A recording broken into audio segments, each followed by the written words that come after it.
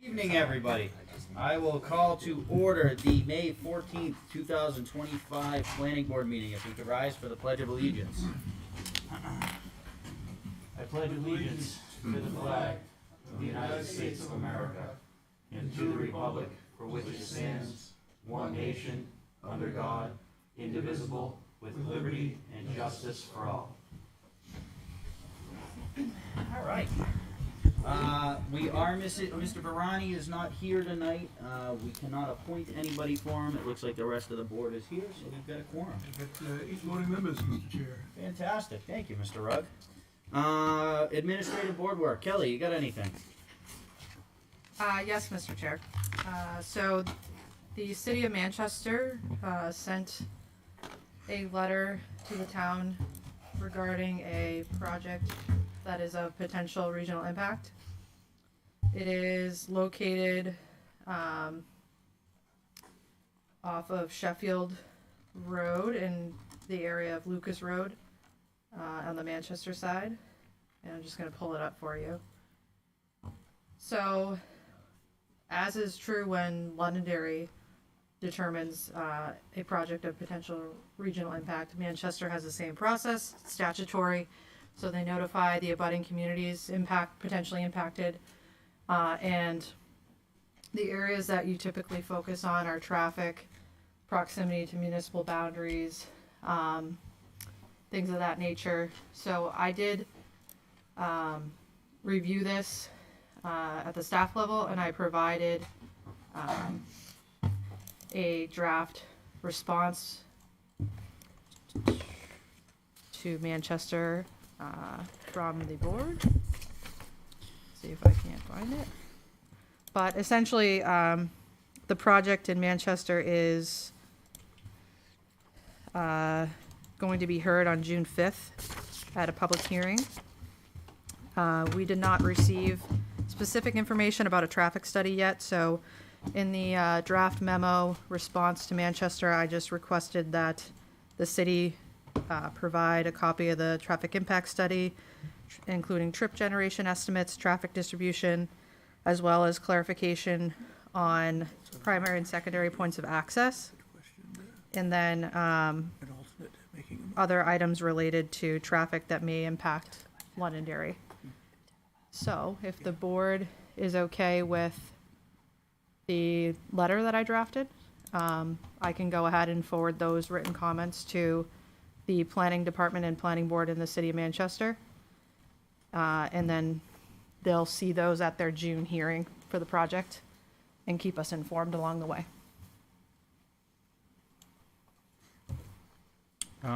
Anybody have anything for Kelly? The letter I'm looking at dead ends with no signature on it or anything. Is that on purpose? I didn't formally sign off on it. Okay. I can certainly add either the chairman's signature or staff signature if you feel it's appropriate. Kelly. I think it should look like it's the end of the page instead of someone looking at it saying, was there a page 2 that's missing? Sure. Because it just dead ends and then connects to their letter. You know what I mean? Yep. In my file anyway. I don't know what. No, you're right. I just, Yep. I format it as a memo, not a letter, so I can reformat it to a letter. Yeah, I think just so they're not wondering if there's a page 2. And then my other question is, do we typically send anybody to other town meetings to say, hi, how are you? We're from Londonderry, So- and you're gonna screw up our traffic? If the board wants to attend the public hearing, I wouldn't recommend a quorum of you attend without letting at least me know. But you can certainly attend. It's a If public. it's out of town, is it a meeting? It still is. It's a public hearing at the city, so it's Okay. open to the public. From a staff level, typically, the planning department has a conversation or email exchange between the planning staff in Manchester as well as the Regional Planning Commission. So we've done that initially based on the information we have so far. So to answer your question, yes, planning board members in Londonderry, anyone from the public can attend the hearing on June 5. You can speak if you so choose, just like any other public hearing. Yep, so I just ask that you tell me how many people are gonna go. 100%. But now, as I understand it,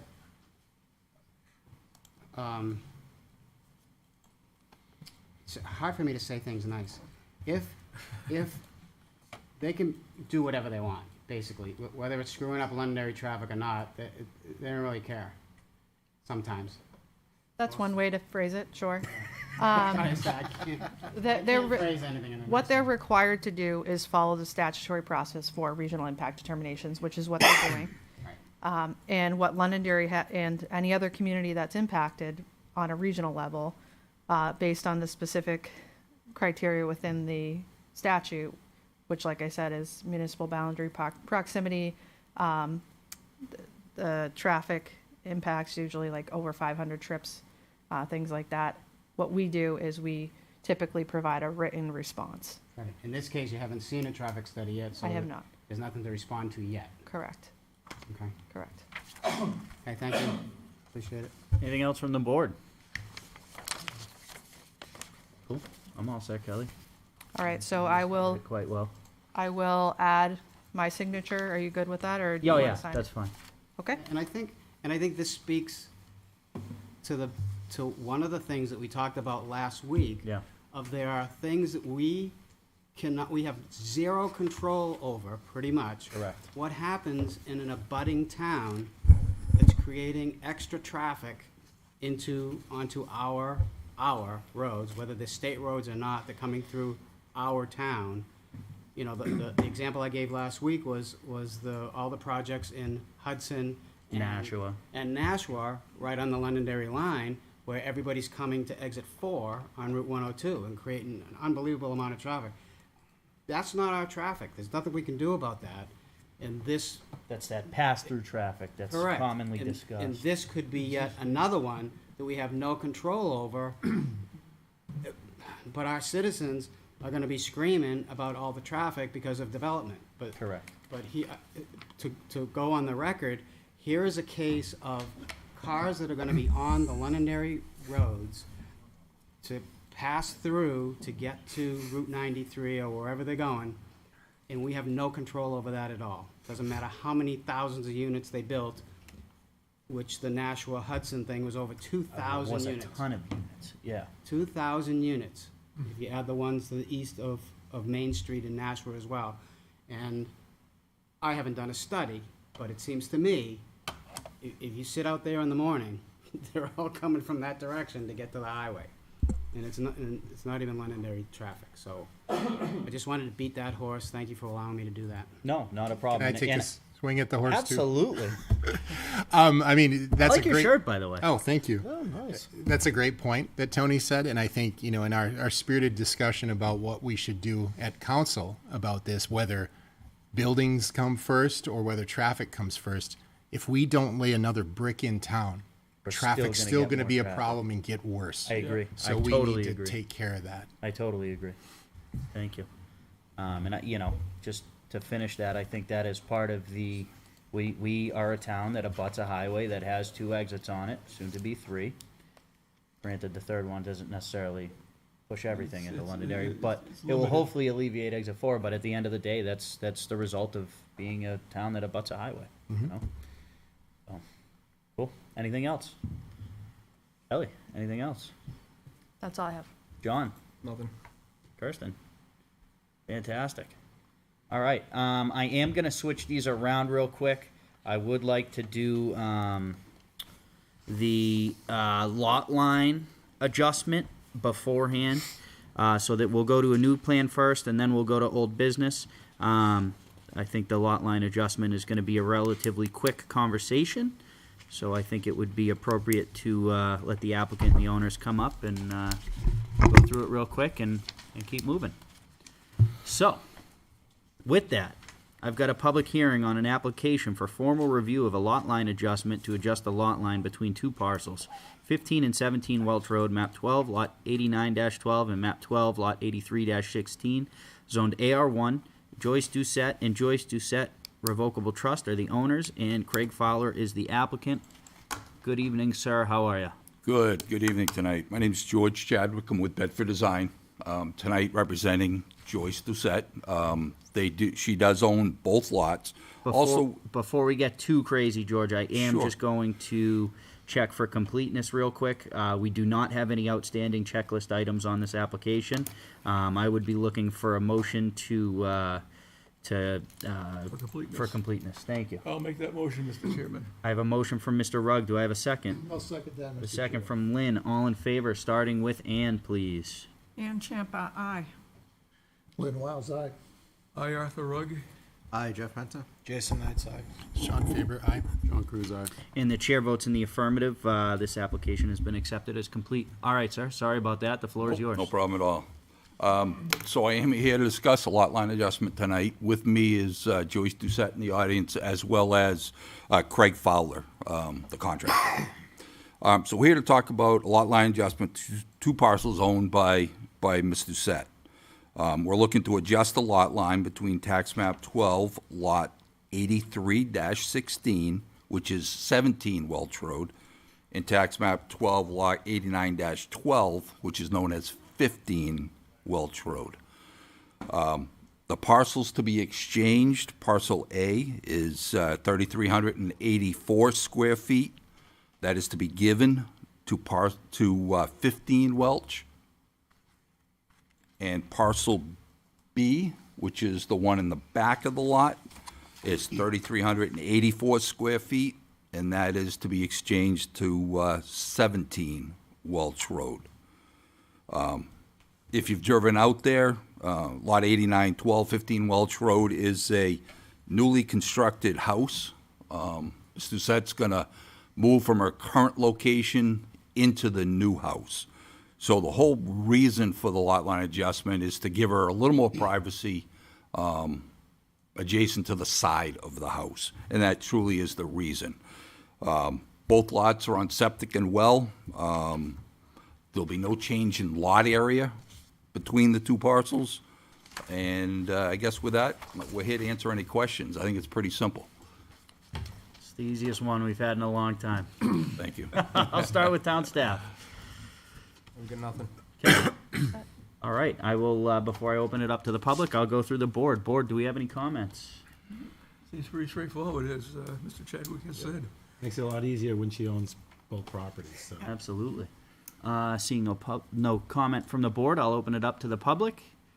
Seeing no comment from the public, I will close public comment and bring it back to the board here. Board, we do not have any waivers that we need to work through. I am just looking for a motion to grant conditional approval.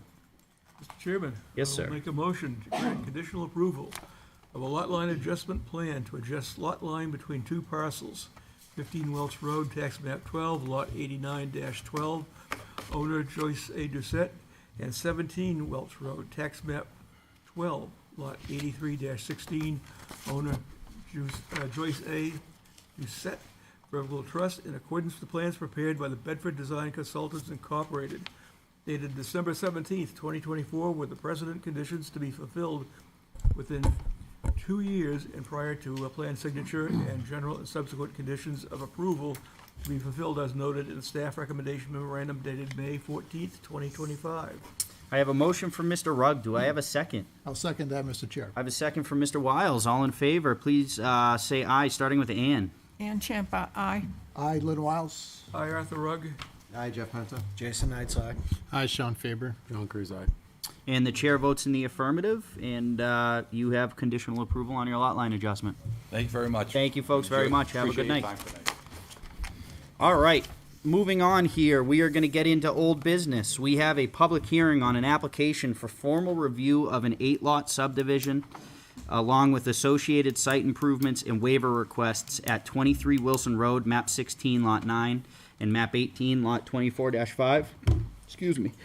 Douglas and Maria Jones are the applicant, and the Evans Family Limited Partnership is the owner. This was continued from March 5th and April 9th, 2025. Gentlemen, good evening. How are you? Good evening. Good evening. All right. So, let's set the table here a little bit. A few months back, you came with a proposed plan. The board discussed it a little bit. We gave you some feedback. Following that, we actually had a site walk down to the road and the property where we had some more discussion. I think some good constructive discussion, and then we are here tonight. Looks like you've made some amendments to what we had originally seen, and I'd like you guys to go through it, discuss it a little bit. I'm gonna go over to our town staff after that, and we'll come and start talking to the board. Okay. So yes, after we had done our site walk, we had an additional walk with John Trottier out on the site. We tried to identify a couple of the places that the drainage was an issue, and it was similar areas to what we had looked at with the board as well. But what we did is, as you come down and around the steep slope, we do have a catch basin at that location now that brings it across the road to our side into our detention pond. And then further down the road where that really low point was, where the road was all cracked up, we put a culvert under the road there and brought the drainage across the road to our side as well. So the two biggest Real problem. quick, Kelly, can you just show me on the map? I see the first one. I think I see the first one on the first page. It looks like Yep, it's and right then on above the- the R on the right of way. Is that correct? To the right side of the page? Right here. Yes, correct. That's it. Yes, right there. Yep. Second page. Can So you that one that you're looking at right there is as you're coming down and around the steep section where the embankment is on the side. Can you show me where the second Yep. location Right is? off of Wilson Road, like where the D of Wilson Road is, it's right after that. There's a low point. Yep, That so- brings the drainage across the road to our side. I'm looking at, I got this dotted line here. Yep. That's your low point, and then it looks like I've got something going under the road. That's what you're Yep. talking about? Correct. Yep. Perfect. Thank And you. right where that goes across, right where that pipe goes across, is where that low point of the road was. That it was just really broken up. Like, Yep. That's where the driveway is. It gets, yeah, right before that. I think that driveway is. Right where it says 4x2, right above that, I believe, is that driveway. Correct. I thought it was like by the on the next page, the page that we were on. I think that driveway that was like the low point was right at the corner, wasn't it? Like right at the where the road makes its sharpest Yeah. bend. I think you're right. Yeah. So anyway, that we can get the drainage, we can get all the drainage down to everything get down to that point and put across the road. So with what we're doing, the additional things that we're doing, we should not have that low point anymore and drainage like kind of sitting and getting underneath the road in that spot. So the two drainage things were big changes that we made, and then the biggest change was we made the decision to grind the entire road. We're going to we're going to grind all the asphalt, and we're going to relay the entire thing as a like recompacted and relay the entire thing as a complete 20-foot wide base with a good crown on it. So that was something where the overlay that we were talking about was like it isn't going to fix anything underlying, and it gives us some options on being able to do more get things done more quickly on our side by using a little bit bigger equipment. If we just rip up the whole road completely, grind the whole thing, regrade the whole thing, get the drainage in, because we're going to be cutting across the road in places with the drainage. So the whole thing gets ground and redone. What we're proposing is to do the 20-foot wide, do the crown, and it's going to be a base coat of pavement. We're not proposing to do, other than the two culverts that we're putting under the catch basin culvert we're putting under the road. We're not planning on trying to expand out the other side or like add a bunch of ditching or clean things up on that side. We're still in general leaving that side as is. And then doing everything that we were already proposing on our side. We expanded our ponds a little bit. We made everything work with the drainage. So the additional drainage we're bringing back onto our side now, we've adjusted things for that. Walk me through, Kelly, can you go back to sheet 7? I think it's the first sheet on it. Looking from sheet 7 going through sheet 8, looking at the we'll call it the upper, so we'll call it the north side of this picture, though it's not really the north side. It's north side of the paper. Yep. Walk me through where the right-of-way is going to be that would be given by the applicant for the new right-of-way for the town. Is that the line in the dot, the line in the dot? Line, right? I think that's a drainage easement. Is that the drainage easement? Not sure that it's showing up very well on your drawing. Looking for the new road improvements.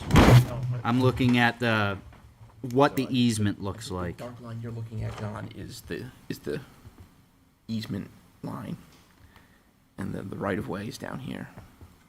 Okay. It's not showing up as well on mine. So if you, on the plan you're looking at right there, the dark, like dash dot line, This. yeah, that dark Now dash that- line, that's what, a 10? That's a drainage easement, That's the drainage easement, 10 feet. or slope and grading easement. How That about the- is, Where's the roadway easement, I guess, is what I'm asking. I think it's in like a faded color on John's sheet there. Kelly, can you put sheet 2 up for a second? Do you have the original, Oh, that's just the engineering sheets? yeah, I just have the Oh, engineering okay. sheets. Shit, Did we not give them a? I did the engineering sheets. I guess let me rephrase it, because we've seen the easement before. I'm just trying to see it again. We're seeing the proposed easement. The easement as it stands today on that side of the road, is it going to differ from the easement if this was an approved plan? Would there be additional easement given to the town of Londonderry? We're granting on the S&H subdivision plan, we're expanding the right of way on that side all the way along. And Correct. I'm looking at it on the plan that Rob has printed out here. He has a dark dash line that is basically running parallel with the dash dot line that I have on my plan. I want to, Kelly, can you scroll to sheet 17? Easement sheet, so that's about a 15-foot depth, running most of the way down, jutting out in a couple spots. So, yeah, that looks, so for instance, this is your. Yeah, this I is have it your- show- This is your easement line that you're getting. That's the new edge of right of way. Okay, so Yep. there is a significant giving here Yes, on what is a curve. yep, There's a significant given to, if the town decides to do something in the future, they've got some room to change the geography of the road, correct? yeah, so we're already, yeah, yes, you're right. So the geometry of the road would have a little bit of extra room to straighten the curves out. With what we're doing, a lot of that extra dirt's all gonna be moved back, so it's gonna be relatively flat, within that whole right of way. Okay. That curve is across from number 44, right? And yes, I believe so. Yeah, the most significant area is right in that sharpest curve. We're really opening up that, pushing that embankment back and opening that curve up, so. I'm glad you are, because, like I said at the last meeting, I got in an accident right there during the winter. Ice on the road caused me to skid. I couldn't turn, and I ended up into that woman's driveway and into her snowbank. And it's just such a sharp curve there. It comes across, you're coming down the road, and if you hit some ice, you're just going straight ahead, and you can't make that turn. So I'm so glad you're gonna cut in there, and hopefully that'll help. So And let's take that curve for instance. Can you show me in the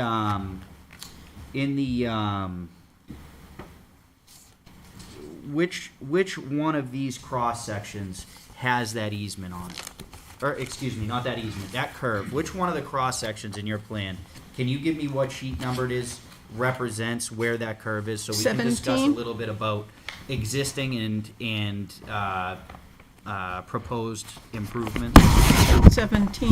Zoom in, go up to the sheet. Zoom in, what's the station number? About 12. 12? About 12. 17. 13. 11 through 13. You said station 12? Yeah, 12 plus 0, okay, so 12 plus 00, so that would be on sheet 11 of the engineering plan set. Perfect. Kelly, can you scroll to that? Let's talk about in particular 12 I plus. think 12 plus 50. 50 is the one where we're really cutting it back. Correct. So I want to talk about 12, 12 plus 50, and 13. Those are all right around that bend, correct? Yep, correct. All right, so let's go to, since it's the biggest one, let's look at 12.50, which is inside of that curve. The black line, the dark black line is your current existing pavement? That represents the full mill, or full mill. Okay, And so you- that's representing what the complete overlay is gonna The be. the mill and complete, it's not an overlay, we're completely milling and we're laying brand-new base pavement. Correct. Now, that dotted line, can you explain to me, and if the board can see, this dotted line right here, can That's you the- explain to the board what that dotted line is? That's the existing grade as it is right now. So that's what, if you're looking at a cross-section, if you're looking at it, that's what the existing conditions of the edge of the roadway are right now. Yeah, so if you're going around that sharp bend, if you remember, the embankment is like right Right up there, like it against it. goes, it comes down right to the edge of the road. Correct. So that dotted line is representing the current embankment on the Yes. side of the road. So if Okay. you look at our proposed grade versus the embankment, you can see how much material we're taking out at that So corner. let's talk about the proposed grade. Let's go through that with the board a little bit. What is the proposed grade on 12.5? Is that the dark line? That's the dark line that shows the 4-to-1 and then 3-to-1. Can you explain to the board what 4-to-1 and 3-to-1 are? Yeah, 4-to-1 slope is 4 feet out, 4 feet out for every 1 foot of fall, and then we go up at 3 foot out for 1 foot, and then flatten out and go up at 3-to-1 again. So And then I also see an item that says 4 feet full box. Can you explain to the board what is a full box? What are those 4 feet? What does that look like at your finished product? So a lot of what you're seeing all the way along that whole edge, we're doing the full gravel shoulder on that side. So we need to box out the shoulder all the way along. So on our side of the road, there's going to be a full gravel shoulder along with the improvements we're doing to the road itself. Okay, so if, again, looking at 12 plus 50, Yep. we've got your dark black line, which is representing your milled and repaved roadway, Yep. correct? If I could though for a minute. Sure. Yep. Look at what that he's referring to, because again, it's really, that's not your full box or your full mill and over. It does not match up at all with what you're saying, 10 foot. Oh, we're actually, the mill should go over to halfway through the 4 foot box. The 4 foot box area in that area is, we're gonna expand the road over in that area. Correct. So if you go up Which, go up one more station at 13. Yep, 13. It's shown incorrectly on the right-hand side again. Correct. so you're jumping a little ahead of me. I've got it on my radar here. You're jumping a little ahead of me. Wanted to make sure. Absolutely. Yep. So back to 12.50. Yep. Your dark line is representing your full mill and relaying of the road. As Mr. Trottier has identified, that cross section in particular, while I understand what you're trying to do, which we're going to meet a 20-foot paved roadway. Yep. So there are some adjustments that need to be made inside of that cross section. If you look at 12 and 13, I have the 10-foot Correct. dimension there, but the dark mill needs to go all the way to the 10-foot. Correct. Correct. Correct. Yep. So let's just kind of keep note of that as we're going here. So what you're saying is that's almost like a typo. Drafting should have included the hatching all the way Has to be over to the fixed. full, It's I have it labeled A plan that would correctly. get signed would represent what we're talking about, which discusses the full 20-foot width of pavement. Correct. So you've got your full box, so in 12 plus 50, you've got what we've identified now is gonna be 20 feet of roadway. That's gonna leave 2 feet of a gravel shoulder where there is no gravel shoulder existing today, correct? Correct. And then from there, as opposed to going up something which probably is a 1-to-1, if not steeper, correct? It's now gonna go away from the road on a 4-to-1, and then it'll start to go up in a 3-to-1 till you get to, essentially till you get to your easement, Yeah, correct? so what you're doing is you're getting, any of the drainage on that side of that crown is getting down off the road. It goes off your shoulder and goes down into a ditch away from the road. So let me ask you this. We've talked a little bit about drainage and what it's gonna do to drainage. What is this going to do to the visibility or the sight distance of the roadway? Going around that curve, is there gonna be a greater sight distance for somebody driving down that road? Yes, because right now the grade is coming right down to the edge of the road, that all the dirt in that entire corner is gonna be taken out, and you're gonna be looking across the corner of, over the top of a swale instead of vegetation and a mound, essentially. So, does everybody have a piece of paper in front of them? Can everybody find a piece of paper? All right, Steal one we're gonna piece do a little thing here real quick, because I want I everybody have to a clean describe. This may sound a little elementary, but I want to describe something to everybody. I want you to put this piece of paper in line with the center of your nose. I just wanna say I have test anxiety. It's all right, you're not being graded. So take this piece of paper, put it in the middle of your nose. You can't see much of the room, right? You can't see the left side of the room. Now take that piece of paper and go like this. Or actually, your roadway's down. dipping down, correct? Yep. How much of the room can you guys see now? So we're going from, I can see half of the road, and granted, this is a little extreme of a measure, but I'm going from seeing this to seeing that. Would the board agree that that is a much better condition than this right here? Yes. Okay, thank you. So, we've discussed a little bit about your improvements. We've talked here, we just did a very elementary education on what it looks like to see better. Very elementary. Very elementary, very rudimentary, I should say. Nonetheless, I think it was a good exercise to give you an idea of what potential we have there. Good show and tell, good show and tell. Oh, gee, thank you so much.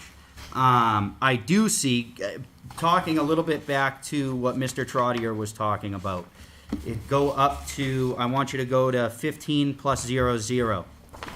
It looks like your edge of pavement is going all the way over to the edge of the full box.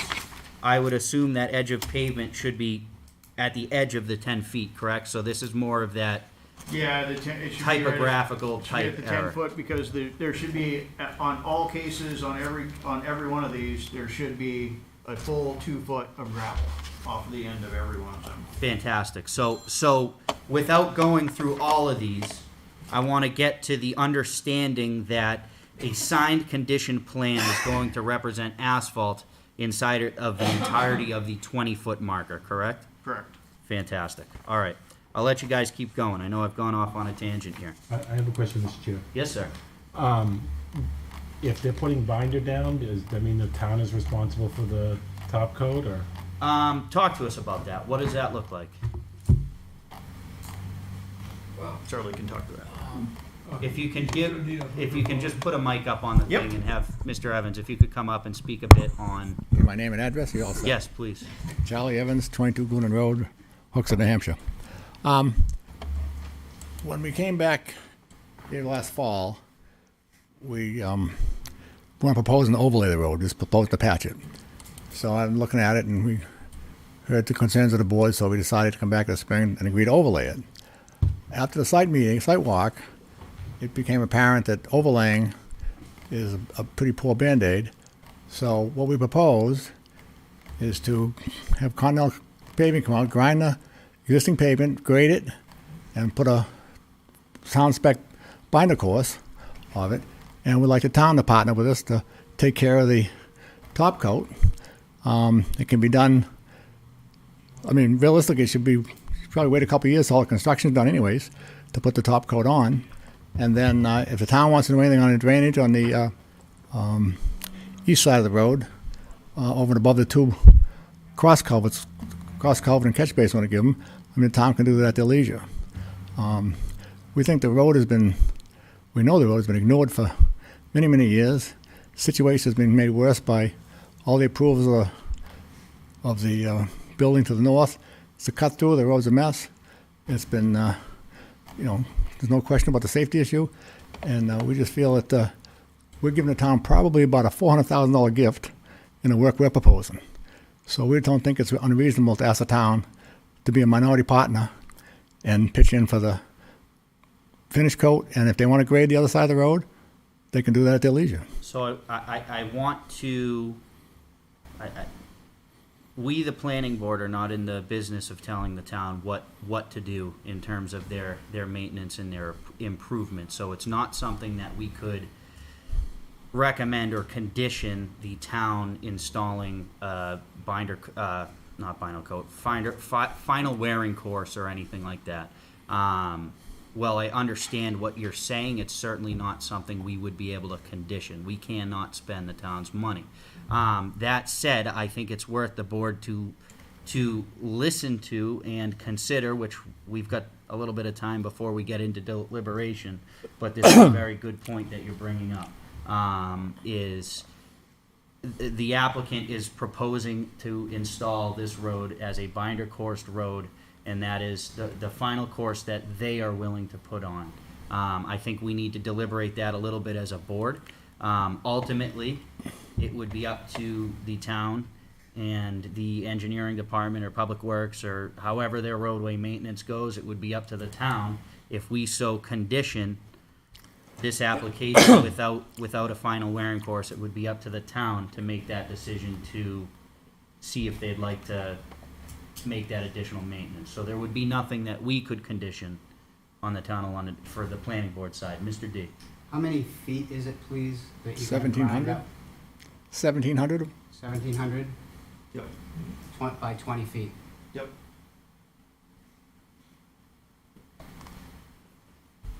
Thank you. For what it's worth, I think what they're proposing is a great improvement to the road. I've had binder on my driveway for over 20 years. I was going to put a top coat on, but I don't need to. Yeah. I understand a road. Mr. Wally would disagree with me that that's probably the right thing to do on a road, but I know that you have some time. So Correct. if we can somehow get into this road into the schedule, I don't know how that works or who does that.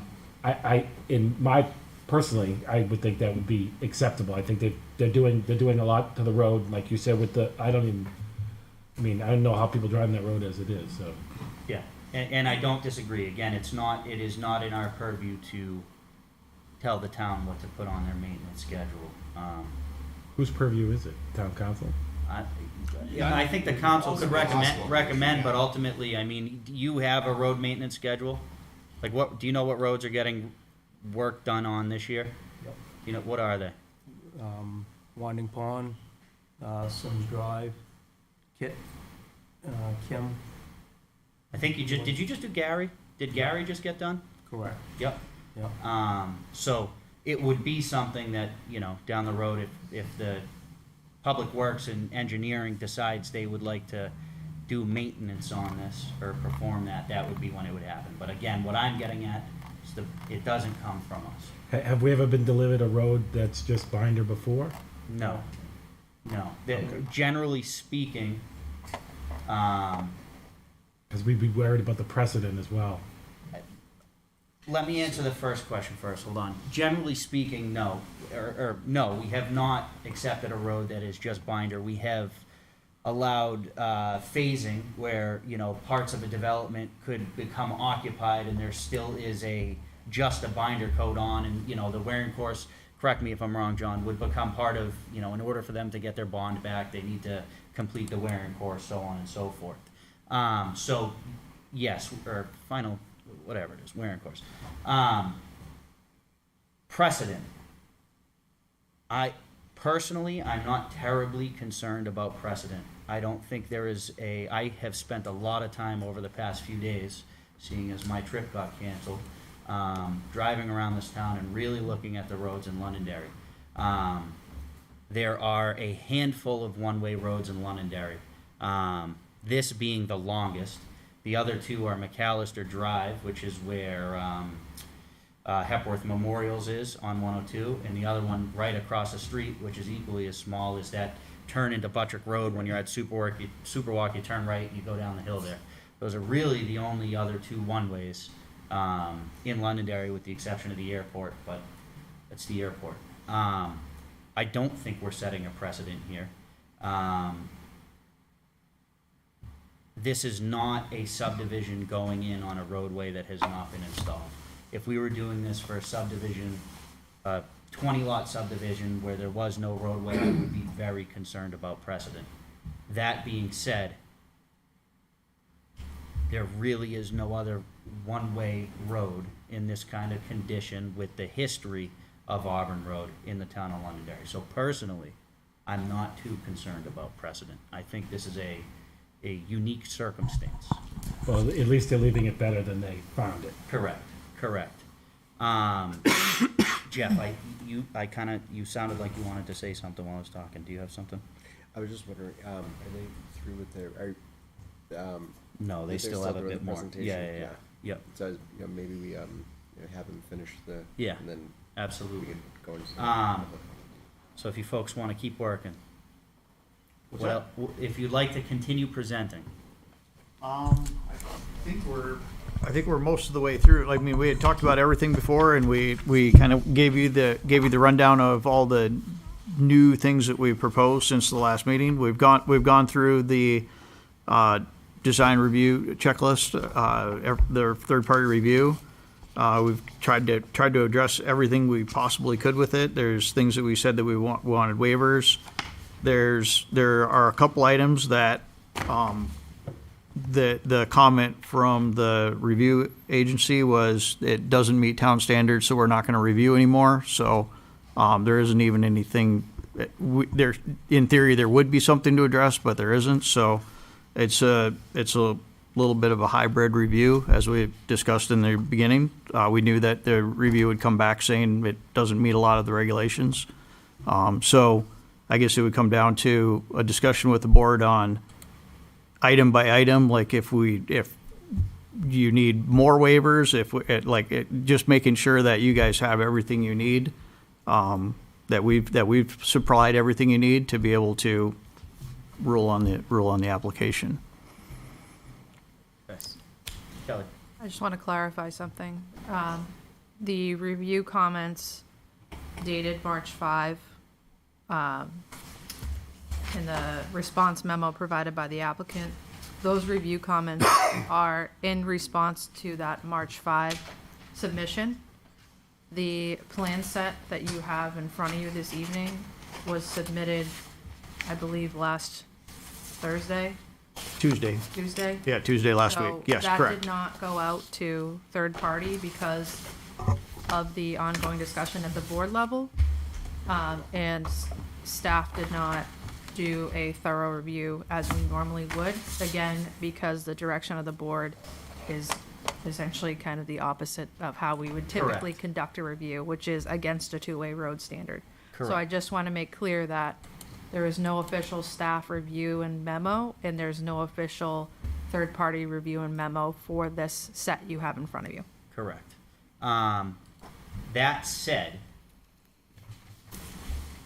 I don't feel as though, and I would like the board's input on this, I personally don't feel as though this needs to go to another review because we know what the comments are gonna be. The comments are gonna echo very similar to everything we've heard for however long we've heard it. So I don't necessarily feel that this needs to go to an additional review.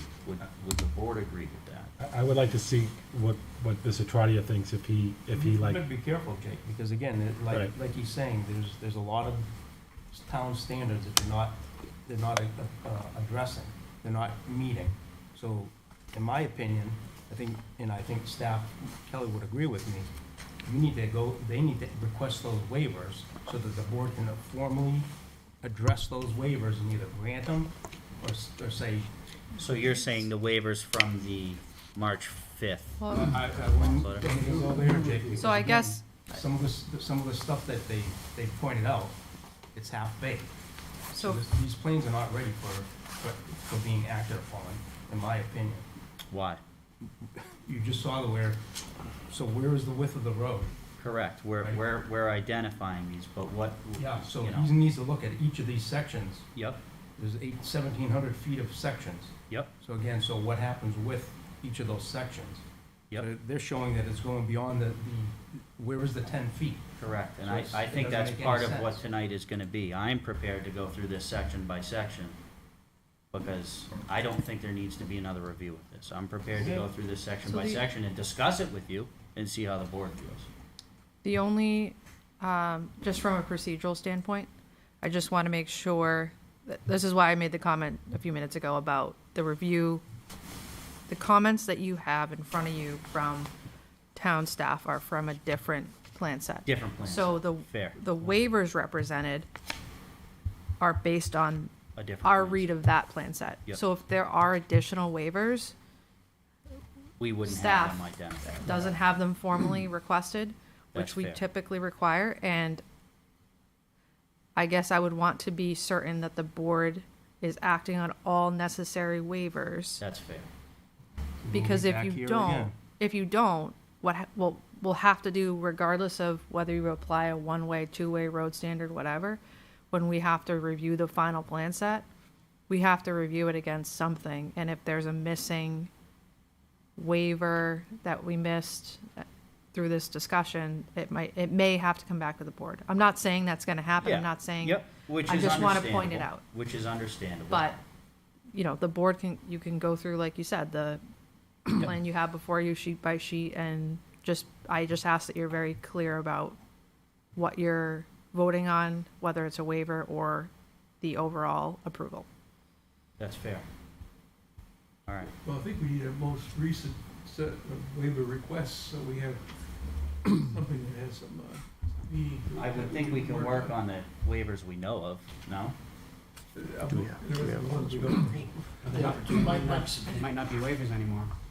My take on it is, I think we need to be acting on the latest plans and have a third-party review of the latest plans. I like what they presented, I'll say that as well, but I think we need to be acting on the latest set of plans. And I think we've done that. just to add, the reason it wasn't sent out for review Yeah, you is got because it I got it Tuesday or Thursday or. a week something. ago, Yeah.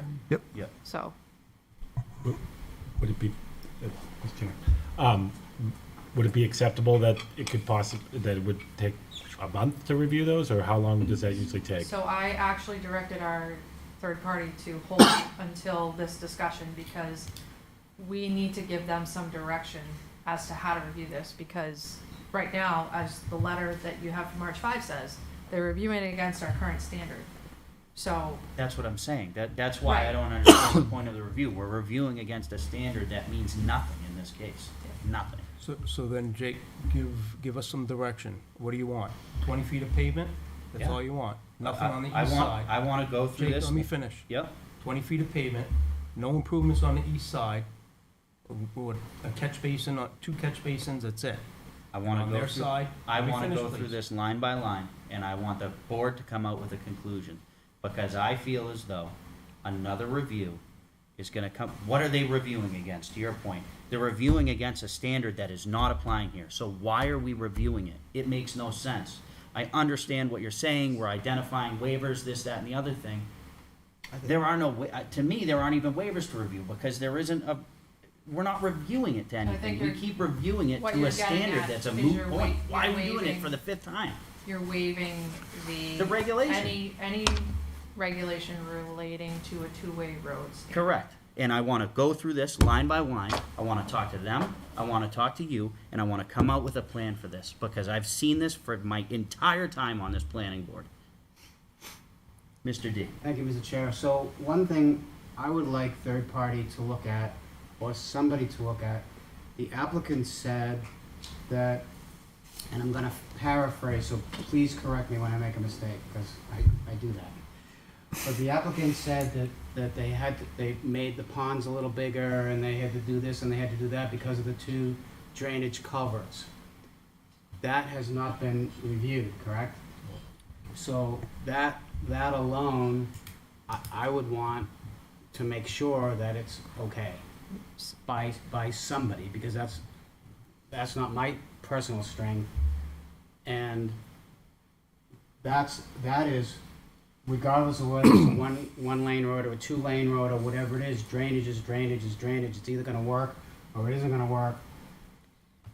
And engineering can find puddles if it's not gonna work. So I would like to see at least that. That's one thing that stuck out to me. There may be other things that I haven't noticed yet, but that was just one that jumped out at me, saying, well, wait a minute. We're adding more water into the pond. How is that? What's the whole downstream thing look like? So with that said also, Tony, so again, with an example like this, if this was a new subdivision, Tanager Way, we would accept all that water and all that water would go into a pond that the town maintains. This one here, 5% of the water from Wilson Road is gonna go into that pond. I don't wanna maintain that, so you give me flowage rights and you maintain it. Make sense? Sure, yeah, and that's, So that's again, That's that's part of the something that's gonna conversation. come up to, yeah. you know, we're gonna get into another debate about Can you this. not make an opinion on the pond? You can't make an opinion on ponds without having to review this thing? I can Again, make an opinion I'm on talking, a pond. but what I'm saying is, we keep talking about third-party review. We can't come up with an opinion from our town engineer on what he thinks. Yeah, about I didn't know that No, was no, a no. thing. Yeah, but what that's I'm, fine. again, I'm seeing this as, Yeah, that's how many fine. times have you guys had some sort of third-party review on this application? Gentlemen, excuse me, gentlemen. How many times have you had a third-party review on this application? Maybe not specific to this one, but Wilson Road. It goes back to 2018, I believe, was the first application. Sounds about right. Probably at least 3. So let me just add one more thing so that I can just be clear. So the board can make a decision this evening if you want to. My request as staff is that whatever conditions that you're applying, that it's very clear, which Clear it sounds as like to you're what gonna they do are. that. Yep. So that way, if the consensus is to still send it out to third party, that they have something they're reviewing it Yes, against. correct. That's all- that's what I'm exactly saying. what I'm trying to get at. We So- can't just send this thing to third-party review again for them to come back and go, doesn't meet the two-way standard, doesn't meet the two-way standard, doesn't meet the two-way standard. I wanna come out of this, wanna go line by line. Yes, no, change this, fix that. All right, guys, what is our conditions gonna be? So I'm okay keeping it in-house. If that's a thing that can happen, I'm fine with that. I just want it looked at by someone. Totally, I completely agree. Yeah. Wholeheartedly. So that's fine. Wholeheartedly. I thought we had to go to third party. If we don't, that's okay. Wholeheartedly agree. I just, for me, it's, what? Gonna go with third party, Why? because it should, What are they reviewing? again, some of the drainage stuff. That drainage Off of what standard? off of the town standard for drainage. Okay. You're not gonna waive the We drainage can't review standard. that internally. No, we cannot. No, I cannot. You, the town engineer, cannot review I do not. drainage internally for the town of No, Londonderry. I do not have all the time in the world, Jake, to be concentrating on one particular project. All right. It can be subject to third-party review of drainage, would be the condition that we would be discussing. Either way, yeah. As long as someone looks at it Yeah. and says, yes, that's fine. I am hesitant for us to do this without third-party review, simply because that's why we have third-party. Would review. you- And I understand the standard and all of that. This, yeah. However, it's why we have them. This is a public road that if something isn't done right, if we approve something that is not done right, yet we've approved it, there is a lot of collateral damage that can happen to it. If this was a private road, that's one thing. This is a public road on a busy one-way public road that feeds an entire development. And in my opinion, I think we need to have the pros take a look at this. So I'm fine with that, but I need an understanding of what they're reviewing, because I'm not going to send this to review again for them to review it the way they would have traditionally. I agree, but I am hesitant to take a And look at I- these waivers and say yes, no, Correct. or anything. And I want to play a little bit of a devil's advocate there to your concern. of if we approve the road, where does the liability fall? Where's the liability fall today on a road Oh, that hasn't been maintained in Listen, 30 years? this is light Yeah. years better than what we have. now. Correct. And I appreciate all of the work that you guys are doing. We are basically redoing a road for free, and it is. I really appreciate that. But I still am, and I realize, but I still. It's a big engineering project that needs, from my opinion, needs to get reviewed by the people we pay to review this. Yeah, The so, drainage needs to be reviewed. yes, I- and to no, that I- point, I- to that drainage. I point, mean, can't we, drainage is one thing, but I can't we would want- direct staff to direct third party? I'm fine with Look that. at this project, the drainage. I'm fine Is with that, that. is that a thing? So Can just that be done? procedurally again, just so we're clear how this actually works. So one, you've done completeness. I think you should, at a minimum, act on the waivers that have been requested of you, which are reflected in that March 5 letter. Mhm. When it comes to a conditional approval, since it seems to me we're not applying the two-way road town standard, again, very clearly state each condition that you're applying when it comes to the roadway. If you conditionally approve it, what we do is we write a notice of decision. It has the conditions as outlined by the board and any other conditions that staff has recommended, if you choose to include those as well. That package goes to third party, and that's what they review against. Fair.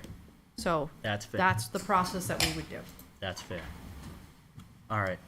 I want to open this up to the public, and then I will, I'll come to staff and board. Anybody from the public have anything? Any input?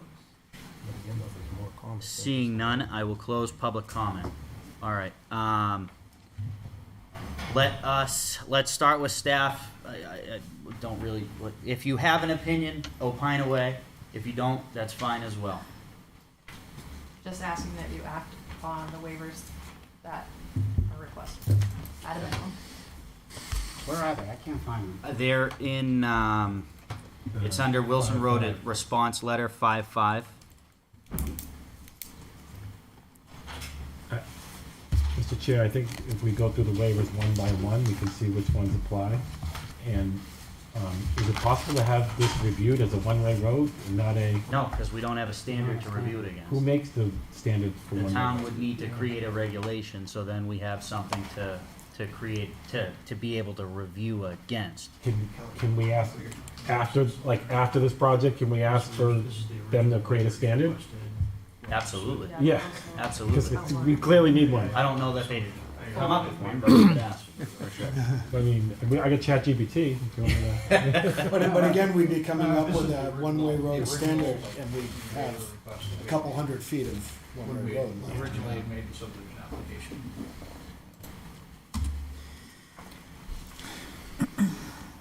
They are covered here in the first Yeah, so couple pages here. Just review from Stantec. No, it does not include a waiver request has been submitted. What? I can't find anything that's got it. In the response letter, it says, 10 We're- waivers. we need to do as noted waiver in the letter requests. from December 16th, but then there's nothing after that, like, it's- where are the waivers? On page one in the design review. Are you in Wilson Road response letter Yes. 5525? Page So one. you got design review items, number 1, 2, 3, 4, 5. Waiver request, oh, Yep. God, yes, it's been a very long day, I'm sorry. Keep scrolling. Yep, so it would be plenty of them, because again, this all goes to two-way road standards. I do think though that those waivers, when I said earlier, you should waive the two-way road standard, I think Would cover all This- of this. most of it, I don't know if it covers every single regulation, but again, at a minimum act on these is what I would recommend. So, is there a way to simplify that to, could we, freeze. Really, I've been sweating for an hour. You're not sitting against a register here. It's blowing cold air. You're cold, right? Yeah, freezing. Could we? Wow. There are, because it's all to the roadway. Can we simplify these waivers to a waiver request on? Let's have a list of road waivers and a list of. You know, can we waive, could we make a waiver to waive the roadway, or should we just go So, through them one by one? Unfortunately, it's not that simple. There's only Because we don't, 21, we can rip right through them. Yeah, I would just go through them as they're presented, because the other Okay. aspect is the regulations state that a written request needs to be submitted to this board to act on. makes sense. Okay, that's fair. So number one, I don't understand at all. Design review item number one, why is there a waiver for that? Why can't the applicant meet the 90-degree standard within 10 degrees on a driveway that's not built yet? It's not for the driveways, sir. It's for the lot lines. And just the shape of Wilson Road makes it very hard to intersect the right-of-way line at radials and right angles, just because it kind of meanders all over the place as it goes down. Got it, thank you.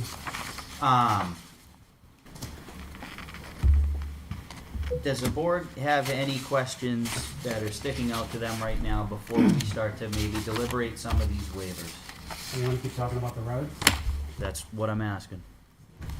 Okay, So do we want to, would we like to go section by section? Would we like to, before I start going through this whole thing, is there anything that the board would like to discuss? So the only question that I have is if the town doesn't do anything, if it doesn't get on that maintenance list, Mm-hmm. the road's usable and there's not some severe thing that's going to happen if that happens? Because there's no guarantee, and that's Correct. the thing I'm worried about. Correct. So I think the wearing course, correct, is your topping layer, is a wearing course, is just that, the course to handle all the day-to-day traffic that slowly deteriorates So over it'll time. deteriorate faster. That would then come to grinding down the wearing course and putting a new wearing course on, correct? Which is that, So you don't wanna leave the binder on there very long, Sean. Gotcha. The wearing, the binder has got larger aggregate in it. So when you say very long, do you mean a year, 2 years? Typically, you don't want it more than a year. Okay. So does that mean that more or less the town would have to act on this regardless of what happens here?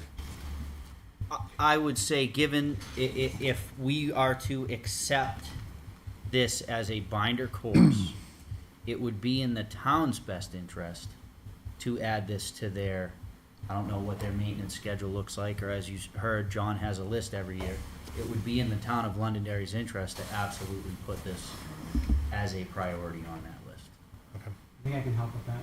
Sure. So there's two things, one person's opinion. One, the department heads would have to get together and reprioritize their 5-year, 10-year, 1-year plan. Whatever plan they have in place, they would have to reprioritize to add this in because chances are it's not there. Yep. Or they can keep that the same and they can put a warrant article in to ask the taxpayers if they want to add for $5 million or whatever it's gonna be, $1 million, 500,000, I don't even know how much it's gonna be. Whatever amount it's gonna be, if the taxpayer's interested in adding that to their tax bill or not, in a warrant article. I believe those are the two options. It was $650,000 a year, Sean, for 192 miles of road. So let me ask this. Even if let's say the town doesn't do anything, we're still better off than we started. I guess that's up to each member of the board. Personally, I think we're in a much better place than we are today. That's all I need. I think that a binder course, a brand-new binder course is better than 30 years old, eroded. Barely any course. Yeah, I was gonna say, there is no course now. Mr. D. So let's keep talking about the road, please. So I'm looking at the letter. I was looking at the letter from Mr. Evans dated April 8th. It has 6 items in it and a little bit of a paragraph. about the things that what they're gonna do for the road. Where are you? Wilson Road improvements, it's an Outlook document. Yep. Got it? One's, It says good morning, John, on the top of it, Mm-hmm. on the top of the letter. So, one of the things that we have to consider as a board is that we're putting a base coat on top of ground, earth, whatever's there, that we don't know what it is. Right? Because the applicant is saying that we're gonna top coat when we grind it, whatever's there, we're gonna put asphalt on top of it. Whereas if you were doing a true road project, you would dig that down, you would see what you have for a base layer to make sure it will support and not crack in 1, 2, 3, 5 years before the town and the taxpayers then put a top coat on top of it, but it's gonna fail because you don't have a good foundation, you don't have a good base, you don't have a good whatever. Am I making sense? Is that- Yeah. is that- Yeah. So, I think that's something that the board has to consider as well, if you're interested in taking that on or not. That said, one person's opinion, at some point, we all are gonna have to start making some decisions, and I believe this is a great compromise. I think, like many people have said already, that it's, I don't know what percent better, but certainly significantly better when they're done than before they start. It's gonna be a little bit tricky on how do you get the money for the top coat? I don't know how much that costs. It's 1,700 feet long and 20 feet wide. By top coat is 3 inches, you smash it down to 1.5 inches, give or take. Okay, $60,000. okay. Continental estimate. For the top coat or the base? The finish, the base is more money, top coat about $65,000. Thank you. So, I think that's where we're at on the road. And so, if everyone's happy with that, we can move on to these other items. I think it's fair compromise, Ann. I have a question for Mr. Trotter. Bancroft Road, that was in lousy condition. Did the contractor there, the builder, put in that road? Absolutely. And this board required him to do it. So this isn't a precedent, what we're, In my opinion, it is. And It is. Bancroft It is. Road is a two-way road. We have a two-way road standard. Wilson Road is a one-way road. We do not have a one-way road standard. But you have construction materials standard. This is not gonna follow any, as Tony indicated. Yeah. You line the road, and as I've explained it, you line the road, you add material to it. If there's material under there that's muck, peat, chase after it, you remove it. You I get understand boulders, you that. got broomies in there, you remove those. I understand that. But still, this is a one-way road, where we are applying a different constructability standard to a one-way road. So If that's- this was a two-way road, we would not be having this conversation So- at all. So you would not, so, because it's a one-way road, you only take care of the drainage on the west side of the road. You don't care about the drainage on the east side. No, I care about making an improvement, which hasn't happened in 20-some-odd years. That's what I care about. So I care about making a little bit of a difference, making a situation better than what's out there today. That's what I care about. And yes, that is drainage on one side of the road, the applicant's side of the road. Do I think it's perfect? No, not at all. I think it's far from it. But I think, as we've mentioned and you've discussed, there is zero plans for the town of Londonderry to address Wilson Road. At this time. I'm gonna find a way to address Wilson Road. Because since the town won't, I'm gonna find the planning board a way to do it. Because we don't get to have any say on roadway conditions, and it's a very hot topic right now. We, this planning board, has a chance to better a roadway. I'm gonna try and take it. You go, Jake. Thank you. I have a question. Sure. So John, if this went back for engineering review, would they start from scratch and would we charge the applicant the full amount for engineering review, or would they look at the changes? They would need direction from the board. So again, all they wanna do is just what he's describing, gonna grind the road, reshape it. Yep. There's gonna be no drainage on the east side of the road, a 2-foot box on the west side. So let me ask the question a different way. So 75% of the plans are the same. If they were resubmitted, 75% of the plans are the same. 25% have changed based on the proposal they're making tonight, right? Yeah. Would they have to pay the full price for engineering review? Or would we charge them the full price, or would we charge them just for reviewing the changes? Let's And back up a little and bit. So- just here's where I'm coming from, Kelly, before you answer that question. And that is, I think it's crazy to charge the whole amount, again, if we're asking them to review just some changes to the existing plans. And I'm also having a hard time getting my head around approving plans that haven't been approved, because these plans have changed since the last time they So- were put And in for my, engineering I review. guess, Let me just, because we're gonna start getting. Yep. The way third-party review works is we receive an application for design, or sometimes formal first. We send it to third party, they develop a scope, right? It's got a scope from the first review all the way through to what they envision the number of reviews to be through signed plans. Sometimes that's less, sometimes it's more, depending on the quality of plans. In this case, that's why we're asking for clear direction from the board by way of any conditions and waivers that you're granting. Because then we have a scope correct, that maybe they didn't identify before, but now we have established it. correct. In that scope, I don't know how many hours it's gonna take a PE, a wetland scientist, and whoever else to look at it, but at least they have the scope of, that's more narrow, I guess I would say, than looking Correct. at the full site plan And and that's subdivision exactly what regulation. I'm trying to get. So, when you say, are we gonna charge them the full cost, it's not necessarily that. So we already have an escrow established Yep. for this project. Yep. We continue to pull from that. If we,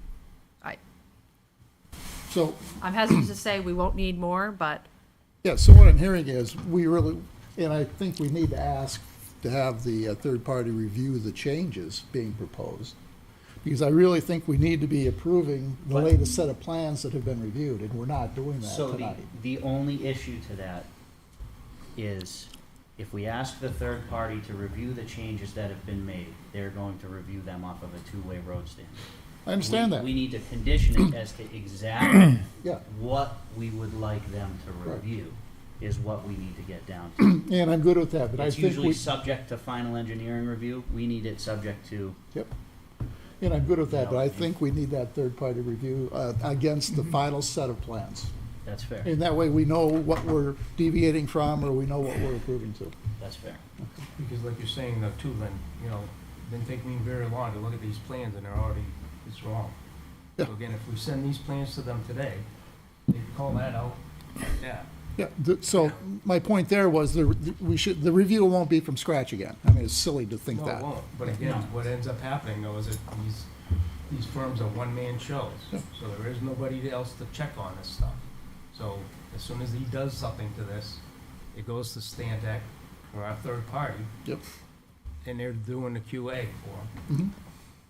Mhm. It's a known fact. Which the applicant's paying for. Yep. Yep, Yep. which is fine. Yep. I understand that. Yeah, I just think I'm not comfortable approving a set of plans that haven't, a final set of plans that haven't been submitted for Yeah, I think- final So- I think that's third-party what I'm getting engineering at. review. We need to approve this with very specific So- instructions as to what to review. I want to clarify something else because we're using a lot of different terms and we have definitions for these things. You have a design plan in front of you, which we call a formal submission. When we talk about final plans, we're talking about the plans that were submitted in response to the conditions of approval. Then, when you talk about approved plans, we're talking about plans that are signed by the board. Correct. So there's essentially at least one more Set of plans review before and this. set Correct. before anything is signed. And I'm saying that Correct. for everyone's benefit, Oh, not just because I know you understand that. I'm just saying it for the benefit of everyone watching in the room. Mr. D. Thank you, Mr. Chair. So, here's the problem as I see it, which is why we have to be pointed in what we're telling whomever that we want. The third-party reviewer or the town is gonna get a stack of plans to review.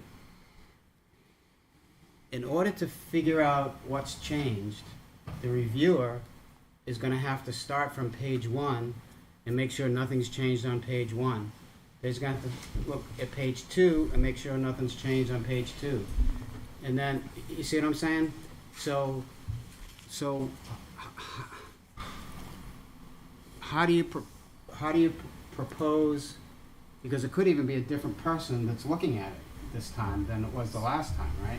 Maybe, give or take. Unlikely, Okay. But I'm just looking at it logistically, saying if it were me, all of a sudden I get a new set of plans, Well, And go, where do where do I start? we already require them to provide any changes in red or highlight. Yeah, it needs to be bubbled But out, clouded out. The reviewer is going to, still has to check that, so. To make sure that If nothing they else got missed highlighting changed. something, yeah, they're still doing a full review. Because once the plan is signed, that's what the town is Correct. stuck with. Correct. So, But I mean, so you could apply that scenario, you could apply that scenario to any conditional approval, right? Like, It's the same exact process. okay. there's still a Q&A, or QA/QC process. The ask that I am asking the board of is just be very, very clear as to what the Correct. condition is, so that way, when we do that QA/QC, they have exactly what they're comparing it to, since they don't necessarily have a specific section 3, whatever, to cite. And I think we can do that. I think we have the skill on this board to be able to do that. I do too. So, I think a good starting point would be Charlie's letter to see. Do we want to start with that, or do we want to? How would you guys like to start? Do you want to start with Charlie's letter, or do you want to go section by section? Maybe state what we're gonna try to accomplish. So, Is there a reason we're not just going through the waivers, if that's what we're gonna do? Because a lot of these. because I'm trying to get to what I'm trying to do is identify the specifics that, upon a conditional approval, what the specific review is going to be. So I think we need to sit here, go through this and say, this does not need to be reviewed. This does need to be reviewed. For instance, the actual dimensions of the roadway, right? They would be reviewing it to something that makes no sense to review with a two-way road standard. So what I'm gonna ask us to do is review what we have. We don't have a standard. Okay, we've reviewed these. We've already noted some of the adjustments that need to be made. You can see your 10-foot lines are missing on a few of these. Let's do that now and say, we are comfortable with the road. The road is not going to be reviewed by the engineer. Drainage, he had concerns about drainage, not necessarily something that I feel as though we can answer. Okay, let us have the engineer review and verify that the drainage that the applicant is proposing is going to meet what is required of it, whatever the flow rates are and this and that. So we have now identified On one side of the road. on one side of the road, correct. We have now identified something we want the reviewer to review with a conditional approval. To her point, the other side of the road, the board needs to see, are we comfortable with not putting drainage on the other side of the road? If we are, there's nothing for the applicant, there's nothing for the third party to review about drainage on the other side of the road, with the exception of the 2 culverts that got put in. So at the end of this, are we essentially establishing a standard for a one-lane road? We're establishing a standard for Wilson Road. But does that Yeah. set a precedent that if somebody's, that the other one-lane roads, or if somebody wants to build a one-lane road, does that, can they go back and say, well, this is what you allowed these guys to I do? don't think so at all, because this is an existing road That is getting rebuilt. that is getting rebuilt There's two other one-ways in the town of Londonderry, and they're about as long as this room is from front. I agree, but there is a potential that Correct. somebody could In- build a development With a one-way with a going all public over. road that is one way and come to us and say, well, this is what you allowed these guys to do. Standard should be for existing, not for. So, for new construction. exactly, this is a This is for an standard for an existing standard. existing one-way roadway. That is actually exactly what we're creating. Okay. I think this is a standard. I for just road. wanted to Yeah. clarify that that's Absolutely. what we're doing. Absolutely. And can I- Yeah. See, someone kind of does this work. Our main focus right now is the other side of the road, which you're gonna add drainage culverts to get the water away from. $50,000 in top coat and the flow rate of the retention pond. Those are the three major problems that we're ultimately looking at right now. Yep. Those aren't major problems. Okay. I do this work for a living. It's not major problems. I cater to the state of Massachusetts public on major roadways on a daily basis. You're gonna put culverts to divert water where there is water problems on the side you don't own.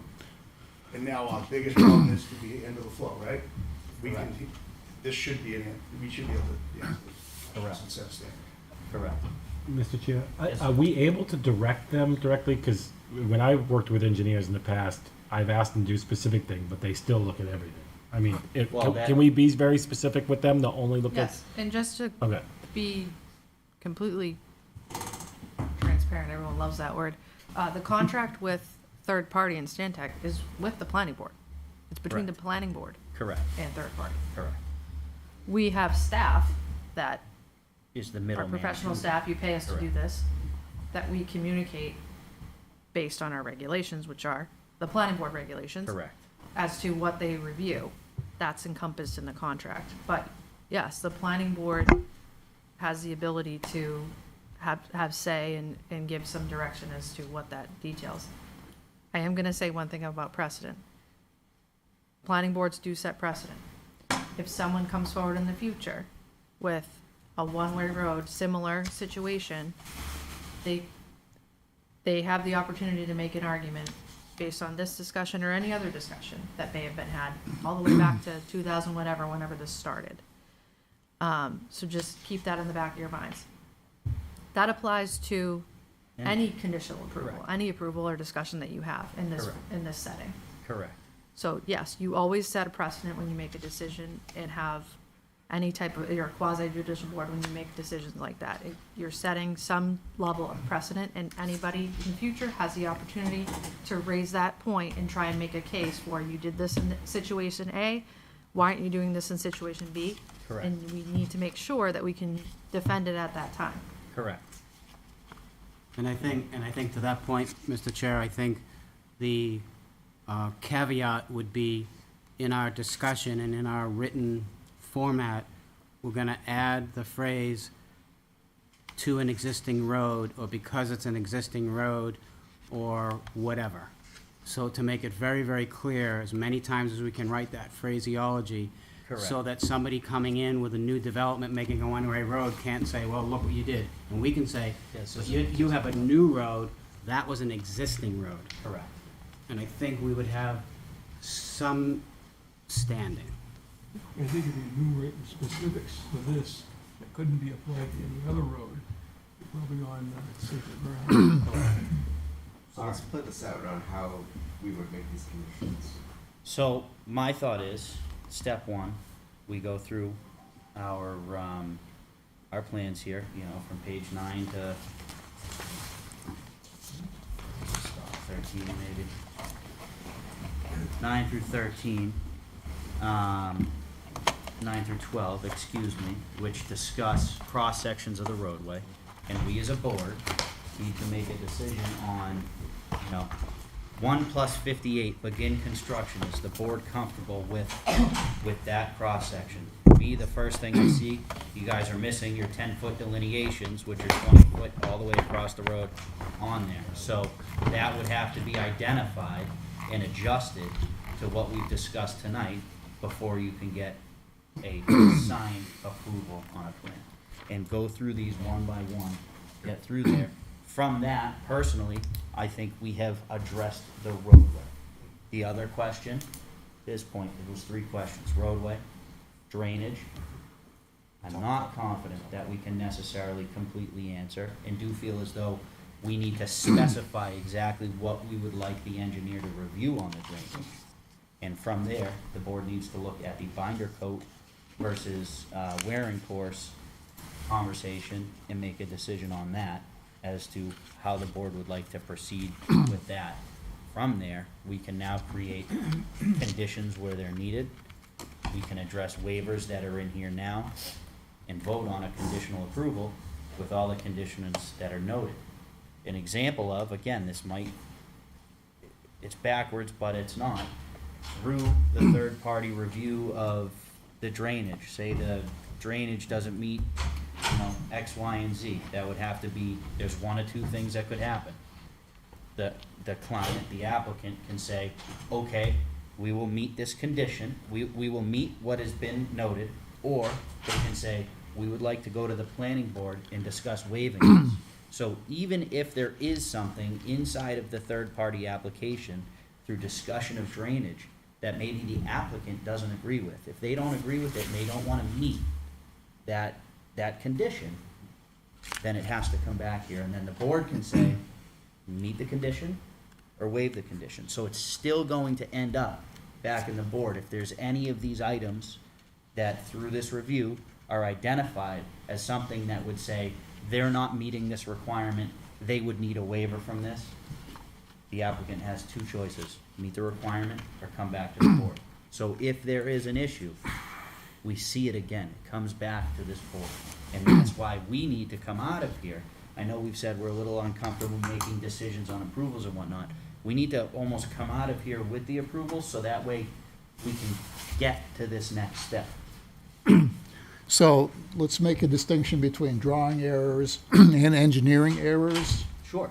I'm not a PE, Yep. so I'm not comfortable at all going through and reviewing any of these plans in this form. But I think what you identified was a drawing error. It may not be an engineering problem, it may be an engineering problem. I don't think we're qualified here to look at these plans and make engineering decisions whether or not there's problems here. We can look for drawing errors. No offense to the applicants, but I'm sure there's more drawing errors in there that we haven't found. And I say this, I like the project too. I would really like to approve the project tonight, but I can't approve these plans. Just because I don't think we're qualified to do what you're asking us to do. And I don't know how we get to that point without us making some decisions is the issue. I think going back to third-party review. Yeah. But And maybe again, My 2 even cents. bring the but again, third-party what are they, engineer what in. is the review? We need to approve. we need to I'd say approve. just go back and we know exactly what we're deviating from the town standard.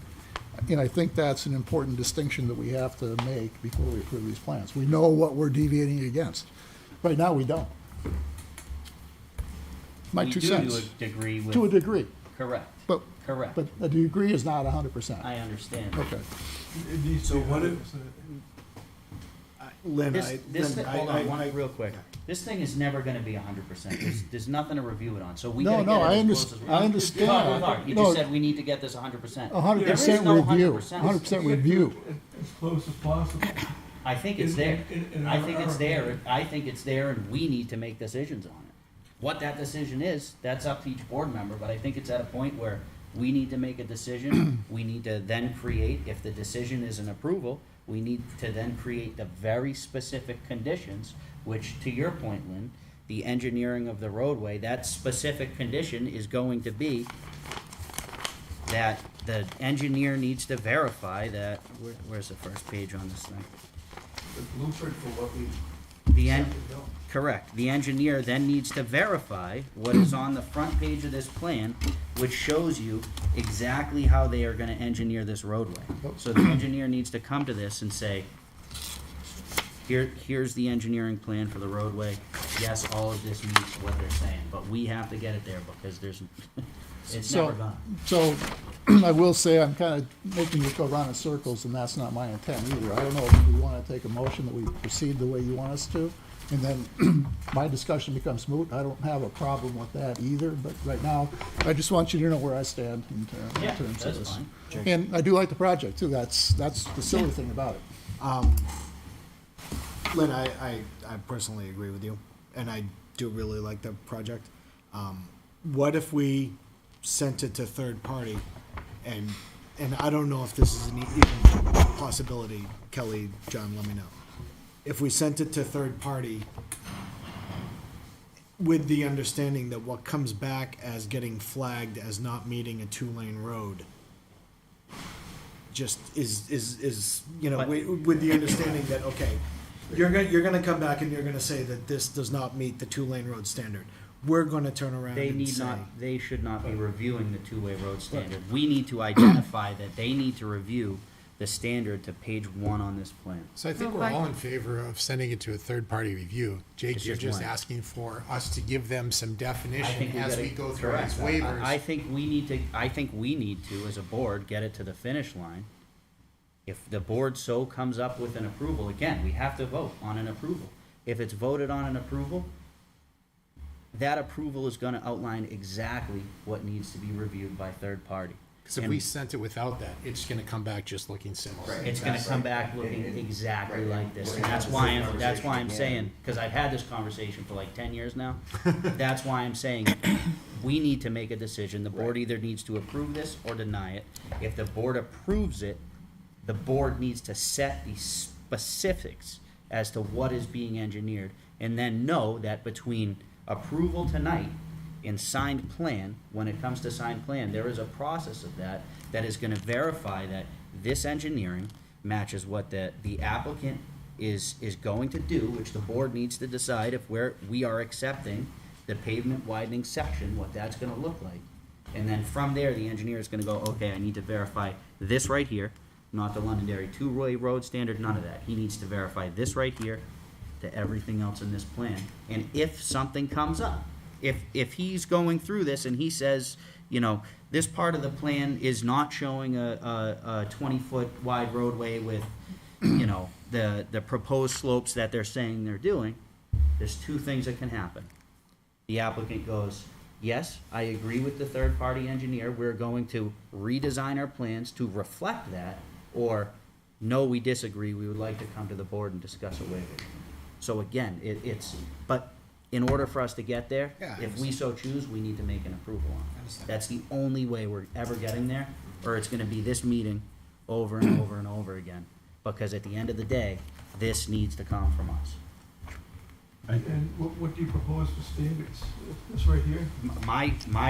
This is what we need to go through. Is the board comfortable with, which I don't think we're quite there yet. Quite there yet. In terms of, we haven't discussed this yet, but we need to get an idea of, is the board comfortable with what they are proposing for a standard?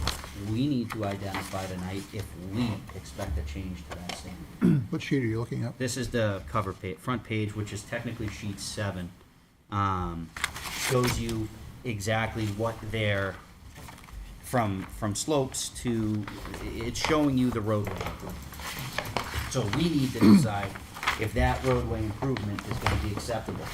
Once we do that, if we through an approval, and we can change this, we can make a condition to say, no, we don't accept this, we want one more thing on top of what you're proposing. We can make that condition and approve it, and then the engineer is looking at this right here. Because if we don't do that, what the engineer is gonna do tomorrow is go to our regulations and pull up the two-way road standard and come back with the same 75 things they've come back with for 10 years. That is what we need to do tonight. When we do get the waivers back, or if we go through them tonight or whatever, I would think it'd be helpful if they were grouped. These are the waivers about the road, so we can say, okay, we're okay with the road because these are all two-way standards. We're gonna approve 1, 2, 3, 4, 5. That's like, we can read them, but meaning, so we can group them all together because they're all kind of all over the place. There are some drawing errors, and so okay, this is for the drawing errors. You know what I mean? That's fair. Is that? I think this would be helpful and would facilitate things quicker. That's fair. I think we need to address something Lynn spoke about. I don't know that a motion is what is needed, Lynn, as much as it is a consensus. So, we need a were you about to talk, Kelly? I was just gonna say, so you don't need a motion to move Correct. forward with your We need a deliberation. consensus. If Correct. you want, as chair, if you Correct. want to proceed with deliberations, you've asked the board to do that. Correct. Not all of you have to participate, not all of you have to agree during that discussion. Correct. So if you as chair are moving forward and you want to talk about sheet 7 and you're looking for feedback from the board on sheet 7, do that, and then go to 8, Correct. and so So on. does the board want to deliberate?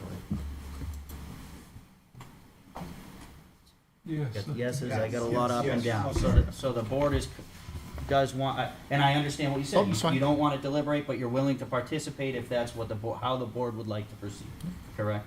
Okay. So, that said, before we get to any,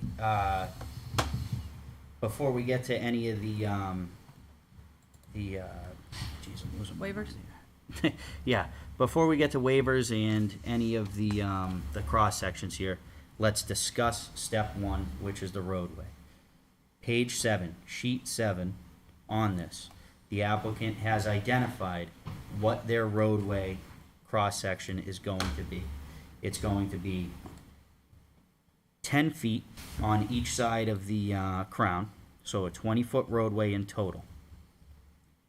There's going to be a 2-foot shoulder on it's the westerly side of Westerly Wilson side. Road. There's gonna be a 2-foot shoulder on the westerly side of Wilson Road. And then, adequate sloping down and then up, which we can see through all the cross sections. And then on the right-hand side, it looks like, what am I seeing? You got a It's just 2-foot. the existing grade. So is that a 2-foot shoulder that would be getting installed to an existing grade, or you're saying there's 2 feet between, there's just 2 existing feet between the edge of the road and what does that 2 feet dictate? That 2 feet is basically, I guess on that side, the 2 foot needs to just go away. It just needs to It say the should be. existing grade. To existing grade, correct? Existing grade, John, doesn't go necessarily fall. No. Existing grade could be down or up. So John, you know, you've heard about an hour of discussion thus far. Yep. There's quite a few things on this that needs to be cleaned up on this plan, right? When I look at the sections, centerline elevations don't match whatsoever. Centerline is totally off. So when we get into that, you and I can talk turkey, but I think we're gonna lose them. So when you're showing the centerline of the road, the crown is, 5 feet off centerline. The centerline elevation's a screwball. Let me ask you this, do we need a crown in the road? Yeah, you do. That's You being do. intelligent. Does Harvey Road one way have a crown in the road? I believe it does. No, it does not. Yeah. Does McAllister Drive have a crown in the road? Did you put a, No, it did you does put a not. smart level on it, Jake? I tell you what, this smart level right here, you see that one eye? Yeah. It's a pretty smart level. Yeah. I'll tell you right now, there is, So- if there's so a those- crown, it's very little. Those are things that are gonna come back with as comments, right? Looking at station I already said there's a 1.00. crown. I'm just asking a question, because he's arguing about crown. Not arguing, I'm stating a Okay, fact. you're stating about crown. Yeah, and the So crown's just not s- So specified. procedurally, the board's deliberating. Correct. Are you looking to I'm have a looking back for and forth? input, I'm looking for input from the board Okay, as to understanding the basics of this page 7 cross-section. Is the board comfortable with a crown in the middle of the road, a 20-foot wide road, a 2-foot shoulder on the west side, followed by appropriate sloping that is identified in each one of these, which are a little bit different depending on the cross-section? Is the board comfortable saying, yes, we're good with the constructability of that, which is reclaiming the entire road, repaving the entire road with a binder coat, creating a 2-foot shoulder on their side of the road, a full-depth box in the areas that are highlighted in blue. If you remember the couple plans, they've got a few areas that are not currently 2 feet.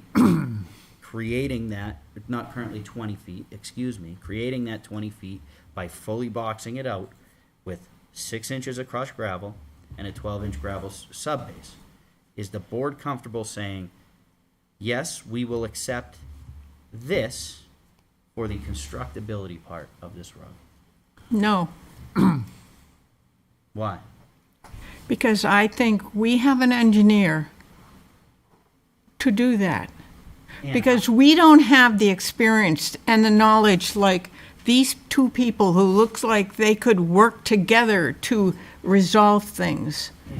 And We my- don't have the My experience. only question to that is we have, I'm gonna say this till I'm blue in the face. We have an engineer who works off of engineering standards.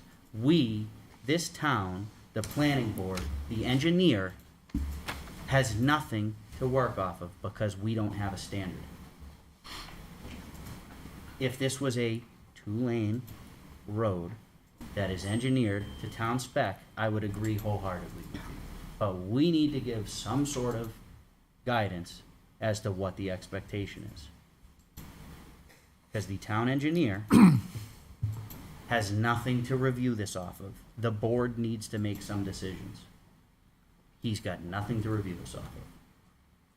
And you don't all have to agree, just to Oh, I agree, reiterate it. I agree.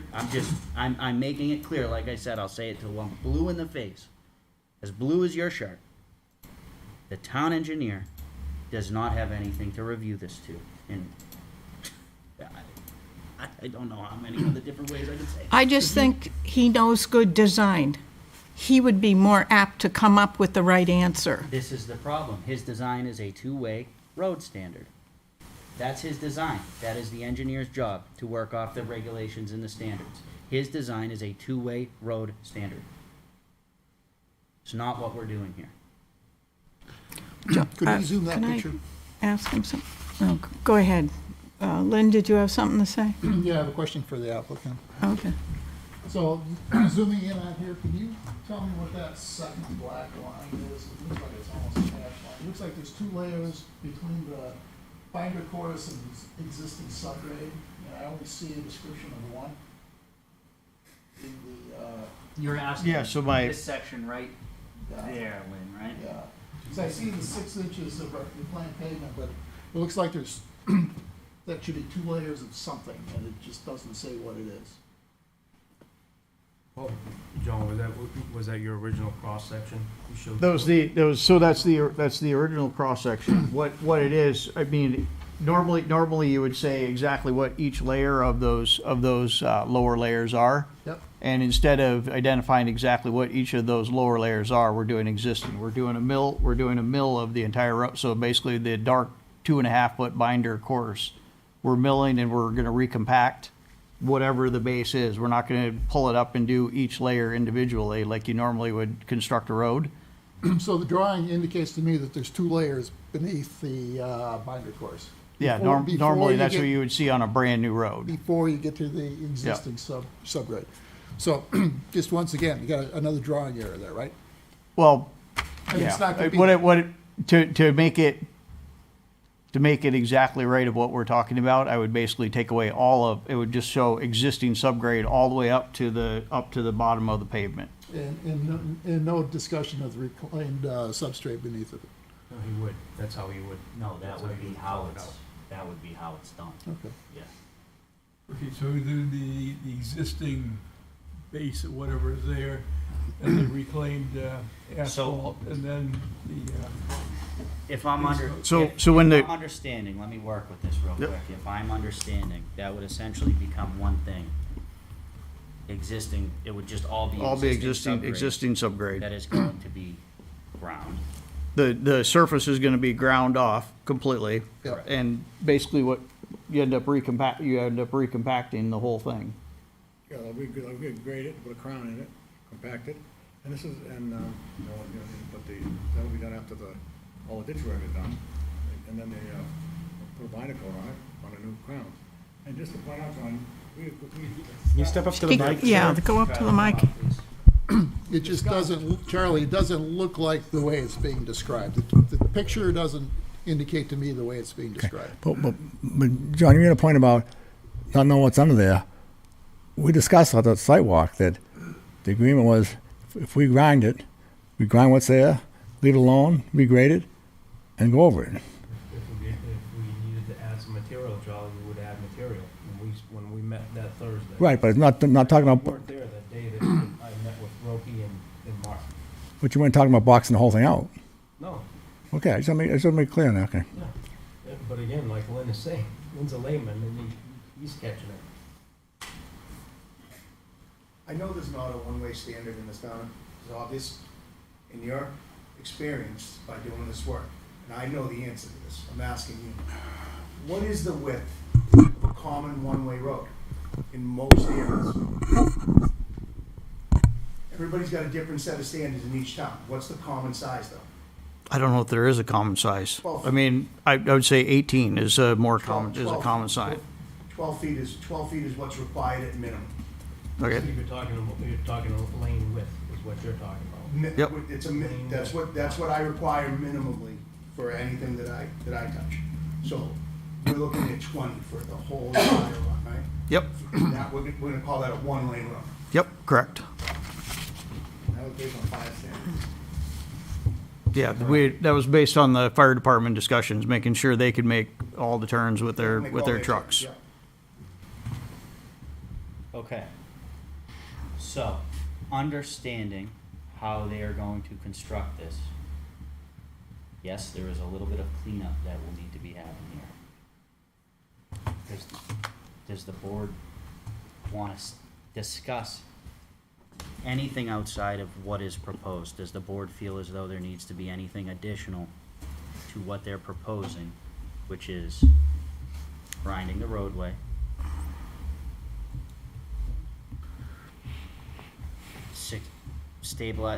existing pavement being reclaimed with a six inches deep, 2.5 inches of pavement binder course, a full depth box out in the areas shown, which are the areas in blue on the plan, a 2-foot shoulder with a 12-foot gravel subbase. Is there anything that the board would like to see that is 20 feet wide? Is there anything that the board would like to see added to the roadway? No, but to be clear, the schematic that we're looking at, that blue hashed area on the left of the plan as we're looking at it, is the west side of the road, correct? Yes, sir. As you're going down the one-way, yes. And the right, as we're looking at it, right next to the 811 DigSafe logo, that's the east side of the road. Easterly side of the road. Existing. Just whatever existing, yes. So my question is, if we're putting in 2 culverts, and by we I mean you, I'm putting in 2 culverts, if we're gonna leave the east side existing, how's the water gonna get to the culvert? As you come down and around the hill, we actually did grade two little contours to get the water to go off the road into that. I mean, there's very limited grading right around those entrances. In general, like if you're going down. Can you show us where those are on the plan, please? What's that? Can you show us where those are on the plan, please? Yeah, like if you look at sheet 7, Yep. Those back slopes, John, what are they? 4 to 1s, 3 to 1s, 2 to 1s? it should be 3 to 1. So again, it's 3 to 1 or it needs to be real crap.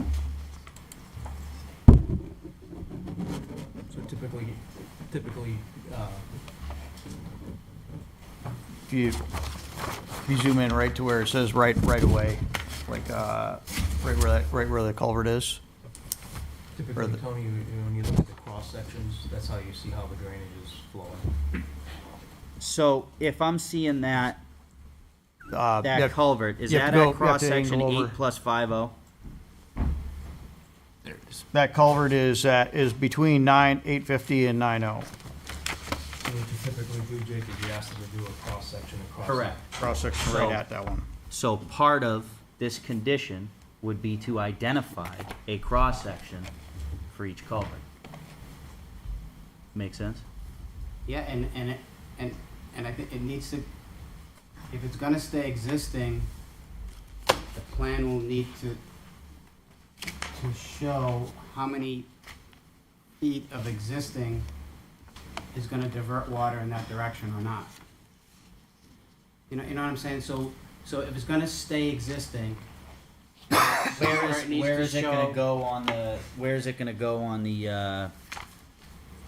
on Where's the and off water, the road? where's the water gonna go? Show me on the east side of the road, because it's not being touched, show me where the water is gonna go based on when the work is done, and the road is finished, the base coat is finished, where's the, what's happening on the east side with flow? Okay, they're cutting back the huge corner, which is great, but I've seen. On the west side. On the, sorry? On the Yeah, west side, on we're the west cutting side, back yeah. the embankment on the west side. Understood. But I've seen it where, when everybody was done, the water went the wrong way. The culvert's over there and the water went that way because the detail wasn't there that was shown what you gotta do. And so, I think that needs to be shown so that we have some clarity on what we're approving. Yep. Does the board feel as though that's fair? Yes. Yeah. Okay. The question is, does it make it worse or does it make it better than what exists right now? Correct. Correct. So we need to, that would be a condition. And I'm not saying anything other than, when they're done, plans should show where the water is drifting to. I agree. I agree with you. I agree with you. And that should be relatively easy I agree with to you. figure out. So Kelly, if you're keeping any sort of note here, that would be a condition if we get to that point. I'm sure there will be plenty of reviewing this tape to come up with the exact conditions, so. But Mr. D, to your point, I would agree, and I think that's a fair condition that needs to be met on these plans, is to identify, given leaving the existing conditions and the upgrades at the culverts, where the water's going. On the east side. On the east side, correct, thank you. Is that fair, board? Okay. I haven't heard anything that is an issue with the roadway. I do have a question. When looking at the, page 7 cut of the roadway, if you will, which it actually says the right-of-way varies, all that good jazz. You have a section of blue that is underneath your pavement. That section of blue, is that specific to the areas on the plan that are highlighted in blue? So, Correct. to clarify a little bit more, the entire roadway is going to have the section of blue that is not underneath the asphalt. The section of blue that is under the asphalt, which that width is going to vary depending on where it is what's called out on plans 7 and 8 that have your widened section areas. That's what that section of blue is, indicating that in those areas that the width varies to get you to 20 feet, in those areas, you'll have a full depth box of 6-inch crushed gravel, as areas shown 6-inch crushed gravel, that are indicated on the plan in blue. So, just to say it for a third time, because Mr. D told me something a long time ago, that in order to remember anything, you need to hear it 3 times, 3 different ways.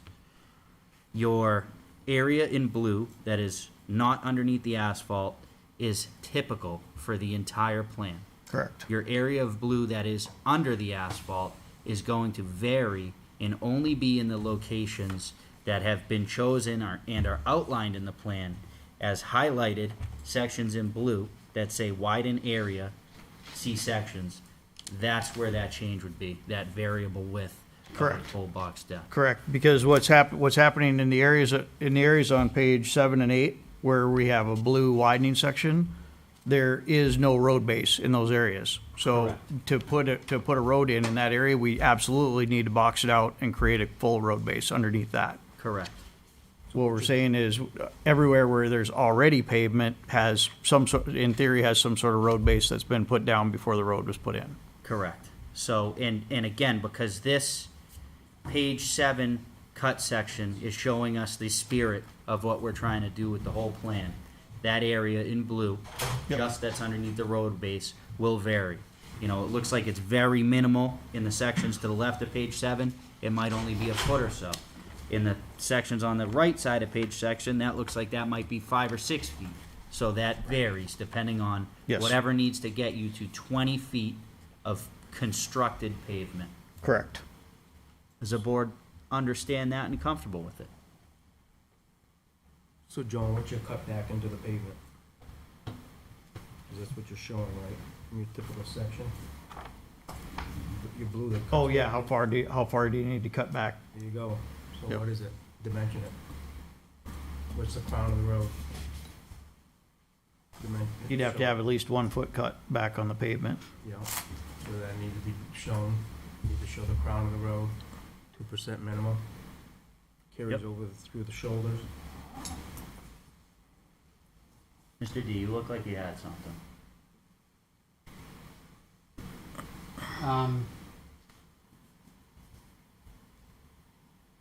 When you stretch one side of the road, it changes the center line, and that's not shown.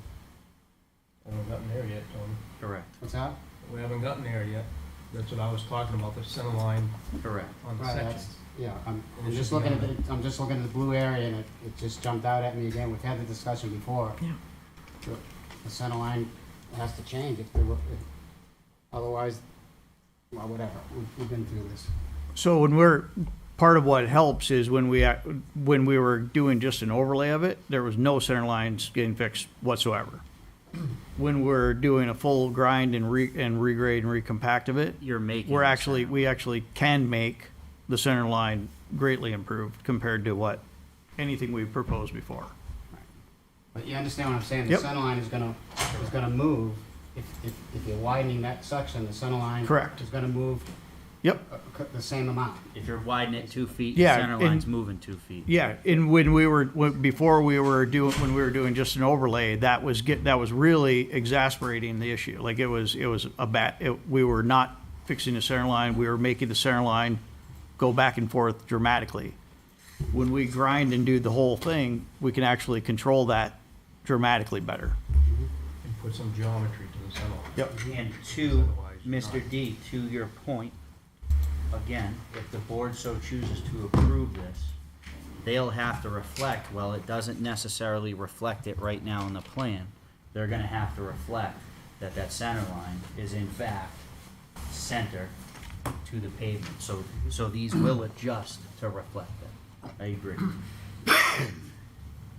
I feel like we're pretty comfortable with the road. Does anybody have any more questions on the roadway? I think we're really set, I think we'll have a third-party engineer give an opinion on An opinion to what? our road standards. We don't have a standard for it. Again, Well- you got a blue shirt on too. What, blue in the face with the blue shirts today. We do not have a road You gotta make standard for sense, this. We are creating a standard, which we are going to tell the engineer, we want you to review this. So it's not our road Okay, standard. so it will It be is reviewed. this, correct. That's all I It need will to be, know. it will be reviewed to this road standard, or I shouldn't even say standard. It will be reviewed to what we are expecting. I understand, I Correct. just wanted to hear Correct. that, definitely. Yes. So, very good. Ann?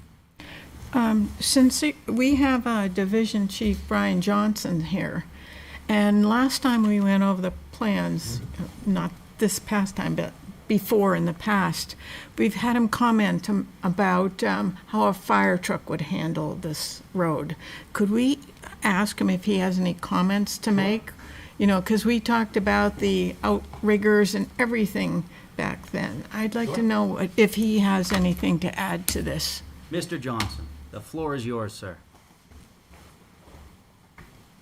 And thank you for taking time out of your busy day. Hi, Brian Johnson, Division Chief Fire Prevention. My concerns are I'm thrilled to see that we're getting up to the 20-foot minimum width that's required by NFPA. My concerns are, as Ann mentioned, our aerial ladder is 18 feet wide with the outriggers put out. So, obviously, if something happens up there, we're shutting the road down. But what I would like information on is from the engineers, Stantec, whether it's from the town, whoever, what happens if we don't put that final coat of pavement on that roadway and we put our outriggers out? Are they going to go right through this binder course? What are we going to do to it? Are we going to destroy that roadway? That's our aerial truck's very heavy. We lift it up on those outriggers, all the way to that truck is put on 4 little pads. So, I'm not sure, I'm not an engineer, so I don't know, the NFPA says whatever roadway is there has to hold the weight of a fire truck. I don't know if that will or not. So that's my only concern. The width of it, I'm glad we're getting to the 20 feet, because that is an NFPA standard. Fixing some of the corners will definitely help us. I haven't seen these plans, but just from what I'm looking at, it looks like we should be able to get our apparatus through there easier than what's existing. But my main concern is just, if the town doesn't do something with the roadway, how long is this going to last for us?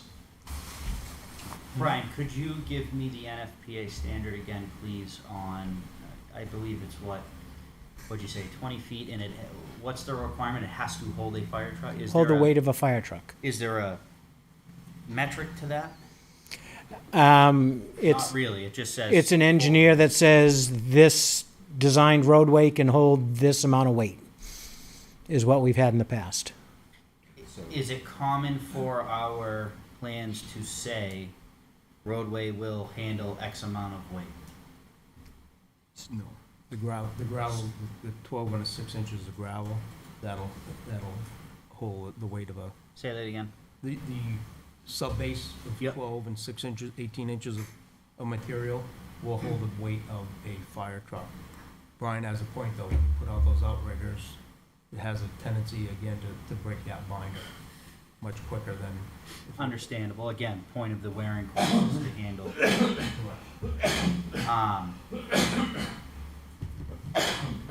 As a professional engineer, can Wilson Road today handle the weight of a fire truck? In my opinion, yes. So do you think any improvement to that would still continue to allow it to handle the weight of a fire truck? Hopefully it will. Again, sometimes, Jake, when you start moving things around and you start, moving groundwater and you start disturbing things, it comes to the surface.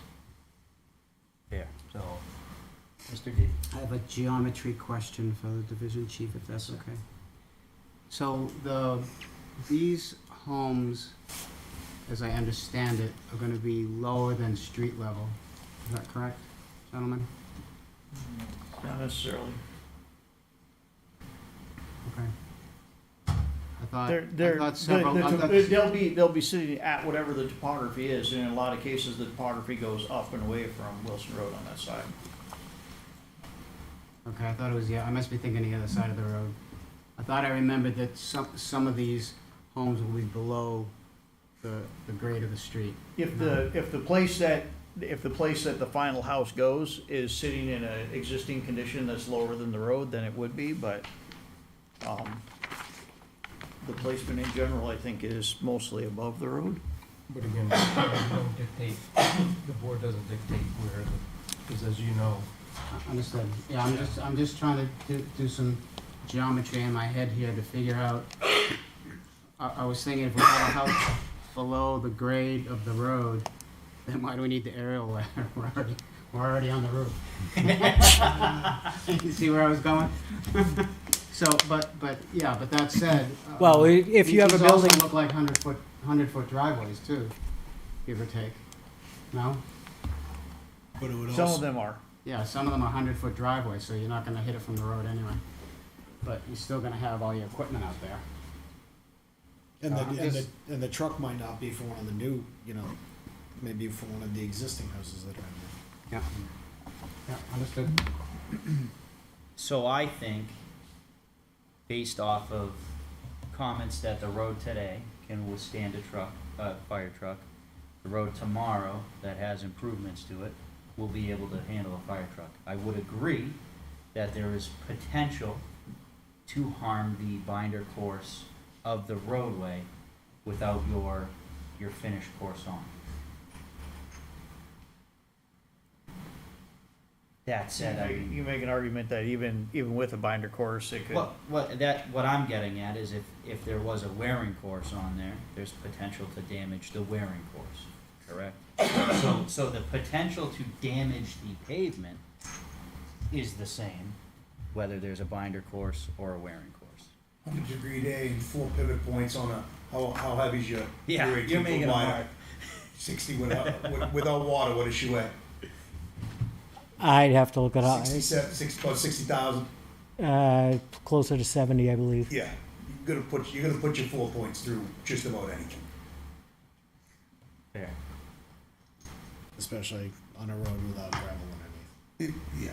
It does, it has something underneath. Well, yeah, yeah, we think. So, but yes, yep. Will these houses need fire sprinklers because of the proximity or not to the fire station? New Hampshire, we cannot require residential sprinklers. It is actually banned in the state of New Hampshire. What we can require is any new structures that go in have to provide a water source, which could be hydrants, which could be cisterns.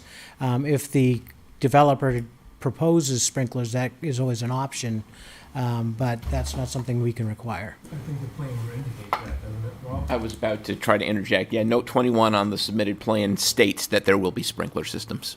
So that each house will have its own independent sprinkler system, which is traditionally, you know, in the basement, there's what, a 300, 300-gallon tank, in the depending on the basement. size of the house. That would feed sprinklers in each one of the houses and so on and so forth. So each one of these are going to have a level of fire suppression. Correct. That is specific to the house. Correct. But correct me if I'm wrong, you're not building houses though, right? Are you actually gonna build the houses? No, but No. it being a requirement of the site plan, it Okay. being a note of the site plan, they would have to build the house to whatever is on the site. Okay. Well, let's be careful with that, because again, once these plans are approved, it goes to the building department for a building permit, they don't necessarily show that there's gonna be a cistern in that, or sprinkler system in that. Would the building department not go and inspect to verify that there's a sprinkler system? There may not be, they may not submit their building permit to the building department indicating that it will be sprinkled. So when Charlie sells that to John Trotter, who's a cheap builder, Yeah. I'm just gonna say, I'm not gonna put a sprinkler in there, it's gonna cost me $1,000. Yep. So again, that requirement shown on the subdivision plan gets lost. My question to that, though, would be, how does that not come up in the inspection process? If I was building a house, wouldn't the building inspector pull up the site plan for the house? No. What's the review prior to certificate of occupancy? For a single-family home, the only time I get involved if there is residential sprinklers. So if there's no residential sprinklers, it's all up to the building department. So the building department would need to inspect that it meets the requirements of the site plan, You no? have to make sure that, Correct, correct. correct. So it would be in the building department's court to verify that whatever is being proposed meets what is required by the site plan and essentially the site plan. And then I guess if they don't wanna propose it, then they come back to this board. If whoever's building it says, I don't I don't wanna wanna put sprinklers in, they'd have to come back to the board. Yeah, we've had this before, Delphi Way right off of Route 102, the duplexes that had gone in. Yeah. They were originally proposed with residential sprinklers.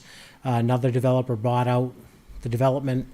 He came back before the board and they put in a 30,000-gallon cistern instead. Yeah.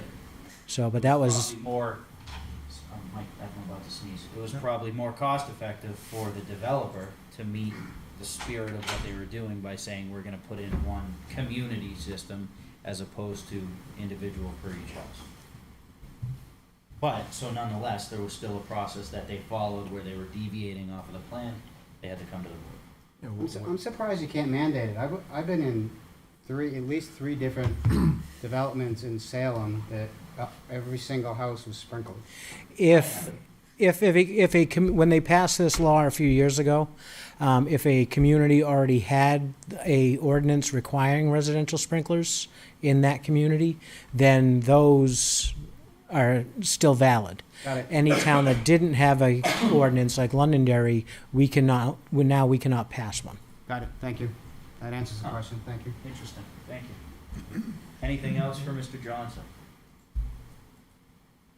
All right, thank you. Thank you, sir. Thank you. Thank you. All right, I feel as though we've got our answers to the roadway. Mr. D, you led into drainage a little bit.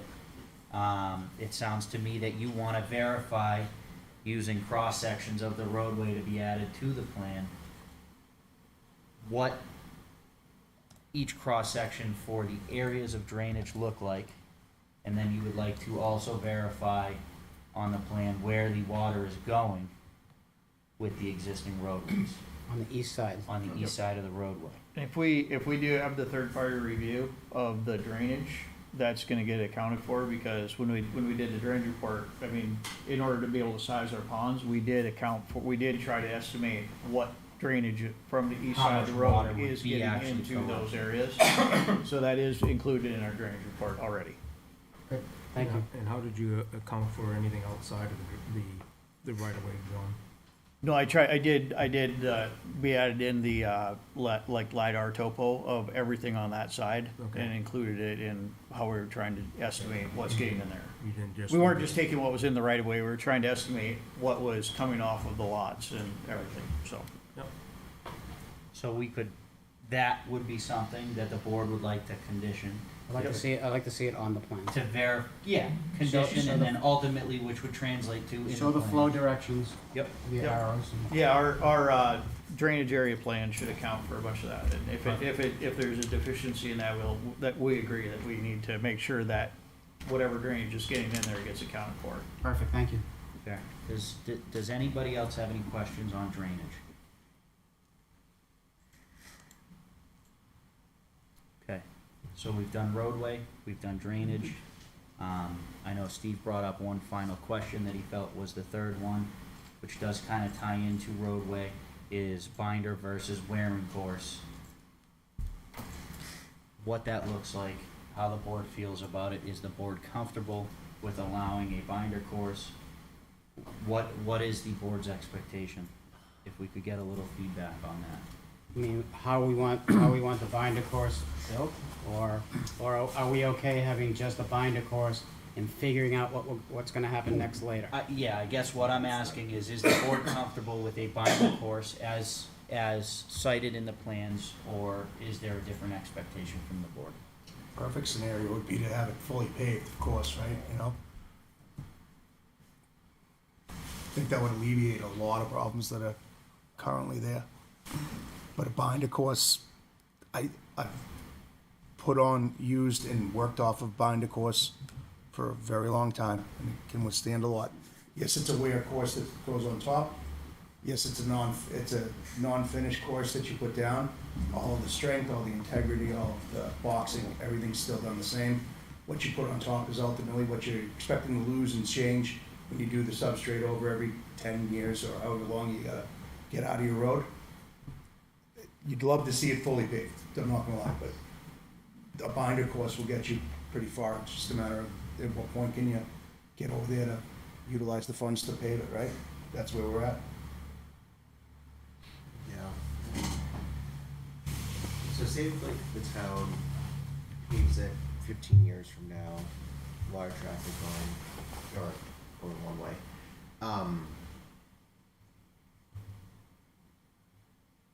Who would be, actually, so my first question would be, with that binder course, could that be paved 15 years from now? Or would we have to redo it, or would someone have to redo it? You're asking, say we go 10 or 15 years on a binder course. Yeah. The town now has the funds allocated to be able to put a wearing course on this road. Yes. What is the potential of the binder course Still being needing to able be to- reclaimed Right. and redone, as well as a binder course? Is that the question you're asking? Yes. Can we, do we have the ability to pull from the fund that John Farrell has talked about before? We don't have the ability to do anything. We don't. Town council can though? Yeah. Can we answer my question? Oh, I'm sorry. So the question again, just to help clarify a little bit. Jeff is asking a hypothetical, we approve this with a binder course only. 10 years goes by, however the funding happens, the town has the funds to make an improvement to Wilson Road, of which they would be looking to put the wearing course on this binder course. What is the likelihood of the binder course needing to be repaired for not having a wearing course for 10 years? That's a loaded question. It's a hard question to answer, Jeff. Again, not having any drainage on the east side of the road. Where's that water gonna flow? Is it gonna undermine the binder? It's, Plus, are there gonna be more houses in that area that are gonna cause more traffic as opposed to now? A lot of variables in that. Right. Is there a weight limit on You that? should overlay a road every 7 years. No. Really, the only function to the wearing course is literally strictly to, and John, correct me if I'm wrong, the only function of the wearing course is to protect the binder course from needing repair. Is that fair? In layman's terms? Yeah. So, it's really there to protect. I don't think there's a weight rating to it. No, I look at, It's like putting a new sole on your sneaker, I guess. yeah, but how much I weigh directly affects how long that sneaker's gonna last. That's true, Mhm. absolutely. And how So the many more mi- you weigh, the and how many quicker- miles I walk. Yeah, the more you weigh, the quicker the So sneaker the wears more out. traffic you have, if you Right. allow 18-wheelers to go down the road, it's gonna wear that much faster. So It's it- John's point, you can't, I don't see how you can answer the question. I think there's gotta be a way too, that this board, should we approve this, can recommend to the town council that they direct the department heads to reprioritize their however many year plan to bring this forward. Because certainly, I can't imagine there's other streets in town that have had more neglect than this one. I can think of one. For the amount of years, has been neglected. And so, and they were, Charlie testified that it was about $40,000 to put the top coat on. Right. Which to me doesn't sound like a lot of money on a $56 million budget or $60 million budget, whatever we have, I can't remember. So I think that's. 60,000. I'm sorry, Charlie just corrected me, I misspoke, 60,000. So, and I think, Thank Tony, you. to your point there, I think that's that's where I'm kind of trying to get us to, and to Ryan's point as well. You know, not to solution what it is, because I don't think, because we can't, but like direct and. Yeah, can we kind give of some drive sort the of- guidance? Yeah. Go ahead, Sean, sorry. I was going to say, yeah, you can make a recommendation. There's no guarantees that that'll happen. Even if it doesn't happen, we still have improved sight lines on that road. We still have improved drainage, and we probably have a better road than what was. We might have to redo the binder court. It's just, it's there. If we take it the step further, we do. If we don't, I think we're in a better spot. And the town would be liable for redoing. Yeah, that we have a better binder. right of way in addition to what was before. So there are So some. there's that point, point, yeah. if the town's if the town is liable for, well, potentially liable, I actually don't know. But if the town's liable for redoing that binding court, because we didn't invest in the top coat from the, sooner, basically kick the can down the road, then that road maintenance becomes a lot more expensive than What we're doing today. what we're doing today. I- So, I mean, I do want to answer one question you had. Yes, the liability, I feel like you're asking liability. Right. Once this was completed, anything that were to happen to the road is inside of the purview of Right. the town to Yeah. repair. So the liability standpoint, Jeff, because I think you're looking for a little clarification on that, yes. would be, once this is complete, this is the town's road, they own it, we own it, we maintain it. Yes, the liability would come to the town. And if we have to dig up the binder course 10 years down the road, then we probably have to do it right and put the gravel down and everything else, which makes it much more expensive. Right. But you would've had to do that anyway. Correct, you're doing Right. that. No, I'm just saying, it's not like we could just take the binder off and then put it down over, if I guess there's not a proper base. That's the double-edged sword, is it needs to happen anyway. Well, I Whereas think Giving a little Tony bit of, outlined a while ago what? That your citizenry, your residents have an option correct, to Correct. vote on this matter when it comes to the monetary decision Correct. and/or the council. So that would be what I would guess would come of it if this were to get into a condition where maybe it's not ranked whatever, one or five, but it's a need, then the voters and/or the town council needs to make a decision at that point and has the ability to do so through different processes. I would ask, thank you, Kelly, I agree with you. I would ask, we've talked a little bit about planning. I don't know, do we have a 5-year, 10-year road plan? We just kinda have a, Jake, we get $650,000 a year. that's what I'm saying. There, so, there has been multiple mentions of a 5-year road plan. We don't have a plan. We have a pocketness to be able to fix some roads every year. Fit into that dollar amount. Yeah, exactly. So I just wanted to clarify, because it has been mentioned a few times, a multi-year plan. There is no multi-year road plan for the town of Londonderry.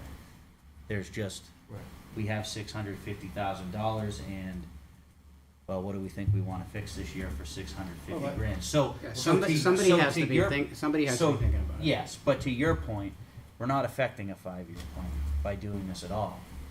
Me personally, I'd say, well, that would be part of my 650,000 that I would wanna do in the next fiscal year, but that's not my purview, that's Right, not my place. it's a question of rank Correct. ordering. So for Correct. example, there was a street that was done this year that I Scooby-Dooed when I went by and said, you gotta be kidding me. That street is getting repaved, Correct. and I would have done it different. It's none of my business, I'm not in charge of that, I'm just saying, it was, my knee-jerk reaction was, wow, I got 20 other streets ahead of that one, Correct. but that's not my job. Correct. So, it's the same thing here. At some point, somebody has to be directed to say, hey, put this to the top. I agree, totally agree. Somehow, you know, we have a new town manager coming in a couple of weeks, and the town manager directs and takes care of the employees. The town council takes care of the town manager. The pecking order is the pecking order. I agree. Somebody's gotta take the lead and say, hey, this gotta be on top of whatever list you have. If you don't have a list, then this is number one. I agree. Somebody's gotta do that. Somebody's gotta agree. take the lead. I So, totally agree. Mr. Chair? Yes, sir. These are all great theoretical discussions, but can we get back into the? Absolutely. Thank you. Thank you. So with that, I feel as though we need to,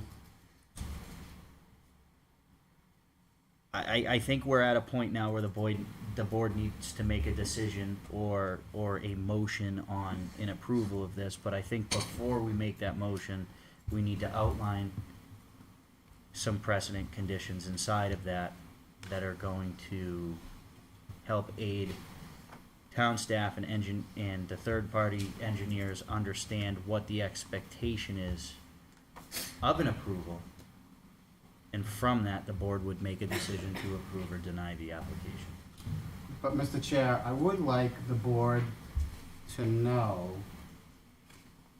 I'd like to go back to the original thing, looking at the waiver request to show the board what they're ignoring. Sure. If that might be the wrong word, but you understand what I'm trying to say. 100%. So you're talking, planning board, March 5th, checklist items, design review items. Yes. All those first ones are. And design review items, each one of those is a waiver request because of something. So if we, I guess by not doing anything, we're automatically waiving the request. If we approve this thing, we're saying, These are all correct, because we're all approved. Because back into this would be, to your point, we need to go through these and say yes or no. If we say no, so say, just take number one, proposed layout indicates several lot lines that are not substantially within 10 degrees at right angles. If we say no, we're we're not accepting that, that waiver request now becomes a condition of approval, that the applicant needs to show that the proposed layout lot does meet 10-degree right angles, so on and so forth. So I think that's fair, that we should go through these one by one. So, did your thing turn off again? Did he pass out or is he? No, no. What's he doing down there? He fell His asleep. computer's a little crazy. He fell asleep like 10 minutes. Should I call 911? I just want to note that on that particular item you spoke of, there's a written waiver request, so he's not going to meet those. Correct. He is, and this is where, so when you go through our process and the way we work, Mr. D did a good job getting me back on track, because we're a little off the rails every now and then. Before approvals, we go through any waiver requests and either grant or deny the waiver requests. We know of these waiver requests. Let's go through them, grant them, or deny them. Okay. I want the record to show that Jeff is back with us. Sorry, my Is that your office down there? yeah, no, my computer I issues looked were at it, all of a resolved. sudden he was under the desk. Yeah, I was trying to hope no one would notice. But He's got the Costanza bed underneath that. I love these meetings. Before we do these waivers, does the board want to take 2 minutes? If anybody's gonna go to the bathroom, we'll go to the bathroom, we'll walk through these waivers, make decisions on these waivers, and then come back. Want to take a I think quick everybody recess? went. didn't they? Let's just blow. Let's go through it? All right. Let's go, please. I'll keep holding it. The Celtics are up, by the way. By like 20. So the proposed layout indicates several lot lines that are not substantially within 10 degrees at a right angle or radial to the street lines beginning at the right-of-way line per section 3.3.e of the regulations. The applicant has submitted a written waiver request for this requirement. Do we want to vote on these one by one? Yes, and I'd like to know from staff, from our engineer, why it's important to have these lines at a 90-degree to the street, or right angles to the street, if it's important or not, that important. Because some of our regulations are important sometimes, right, in some developments and not important in others. Correct, so again, with these, like Rob was saying, again, it's so that you don't create all kinds of pork chop lots. Okay, so in this case, it's not that big a deal. No, So- and again, like, as he indicated though, because Wilson Road, the geometry, Right. the horizontal geometry, So it's almost impossible to get it. it's, Thank you. So no, he would have to do it, and then the next requirement is that line needs to be 100 feet minimum, Yeah. so then you get all kinds of. correct. So in this case, they can't meet the intent, so there's a waiver for it. And we would have to make a decision that this waiver would not be a, Detriment to the public good? there's three options. Give me the three options we usually have. We got detriment to the public good, what is it? Undue hardship or something on the developer, so on and so forth. So, with that, I would be looking for a motion to grant waiver number 1 of the design review items. Mr. Chair, I will make a motion that we do grant a waiver for section 3.03.e of our site plan regulations. The applicant has submitted a written waiver request, and there's no significant detriment to the public good by granting this. I have a motion, do I have a second? Second. I have a second from Mr. Faber, all in favor, starting with Ann, please. Ann Champa, aye. Lynn Wiles, aye. Hi, Arthur Rugg. Hi, Jeff Prince. Jason Knight's eye. Sean Faber, aye. And the chair votes in the affirmative. Item number 1. You can note, Jonathan's gone, so. Oh, yeah. Please note that Mr. Cruz has taken off for the night. He is appointed by the town council, so he would not have somebody vote in his place. So the vote would be 7-0-0. on that. So item number 1 has been granted 7-0-0. Item number 2, the submitted plans do not include the entire boundary of all of the subject parcels, specifically the remainder lot 9 per sections 4.12.c.2 and 4.17.a.2 of the regulations. In addition, it is unknown if the proper monument exists at the angle points along lot 9 per sections 3.02a, 4.12c, .4 and 4.17.a.4 of the regulation. It does have a submitted written waiver request. Could staff go through that a little bit with us? I don't have all that backup. I didn't think we'd ever get to this point. We're here. I mean, typically, so the applicant should explain Yep. why they're asking for it. Gentlemen. I would love to. So I believe Mr. Roki handed you the written letter we actually submitted. Yes. Which goes over it. So basically, this item and the next like 5 or 6, the boundary, HIS mapping, wetland delineation, markers denoting the buffer for the wetlands, TBMs, 1 per 5 acres, etc. We are asking to only provide that information in the area where the proposed lots are being created. So we're asking to waive it specifically from the remainder. So So help me out. There's like 200 acres there right now. or something, right? 189, I believe, is the existing acreage. So you're asking to only apply item number 2 to the areas that you are impacting, which would be the new lots. That is correct. Is that correct? Furthermore, this is based on a 2009 survey by Hayner Swanson. So, I mean, we didn't just pull this acreage out of thin air. It was surveyed about 15 years ago, and it would be an enormous amount of effort to go around the entire boundary of this 189 acres and delineate wetlands on the entire 189 acres just to create a subdivision that's about 18 acres. Understood. So that is the basis for the request, and it's the same logic for this item and the next, like 6 or 7 items. Yeah, like number 2, 3, 4, 5, 6, like almost all the next ones follow the same logic. Okay.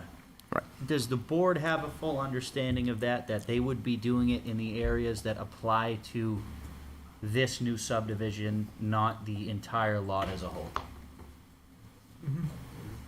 Yeah. So I'm confused by the language, whoever wrote this, because it says subject parcels,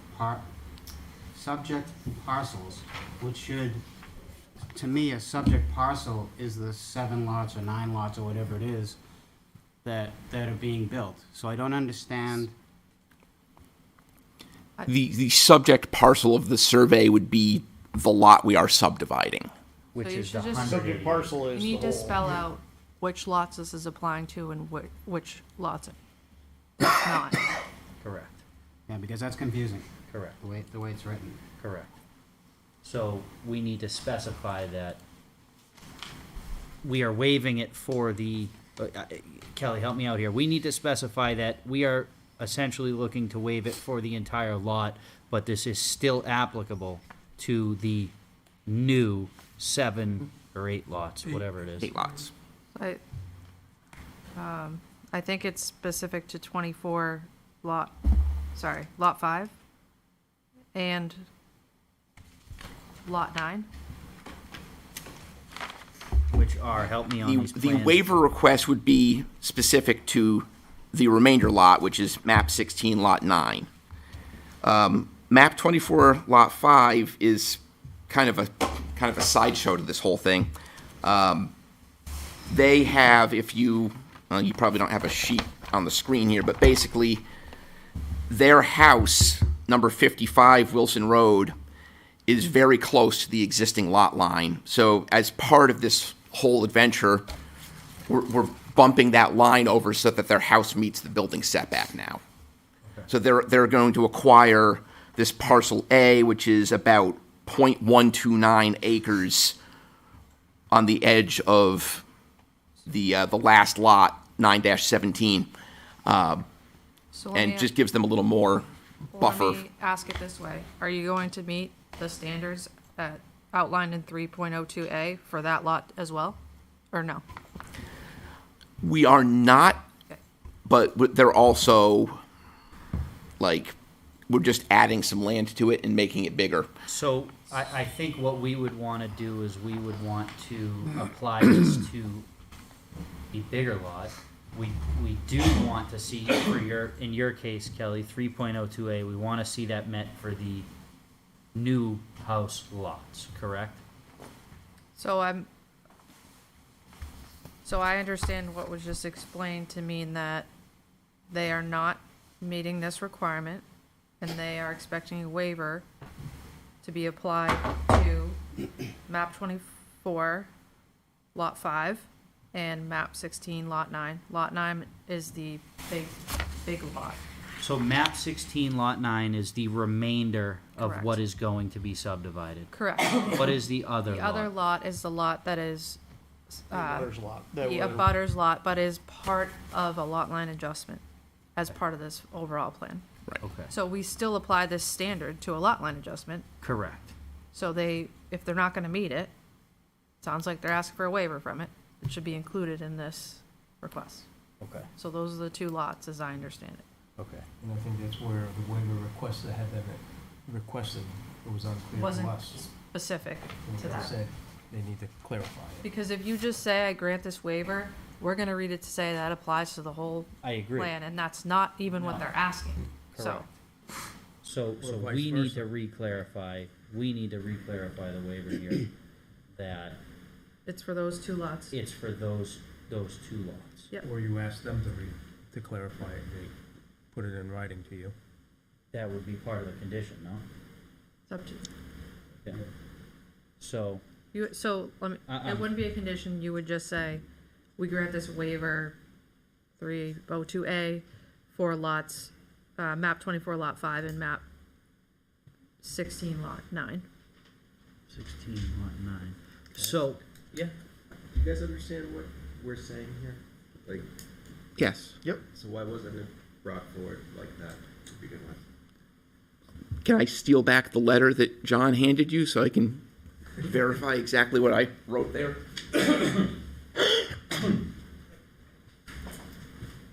why don't we have that letter? This is from 2024. Oh, okay. This was from the first go around this time. So I'll read it. It says, Dear board members, regarding the above referenced project, we are requesting waivers from the following sections of the subdivision regulations for the large remainder portion of map 16 lot 9 and for map 24 lot 5. We feel these waivers are appropriate because, and then all the things I just explained, and then I cited the 7 sections of the regulations that are pertinent. So I did request those waivers for those lots. For those, both lots. Yes. So in your letter, you're requesting the waiver for both the lots. The design review back from the engineer is just interpreting it differently. However, your waiver is requesting it from just those two lots. Yes. Okay. So the applicant would be requesting a waiver from, I guess what I'm looking for is a motion that design review item number 2, which is a waiver request for lots 24-5 and 16-9 specifically would be the waiver they're requesting. That would be the motion we're looking for.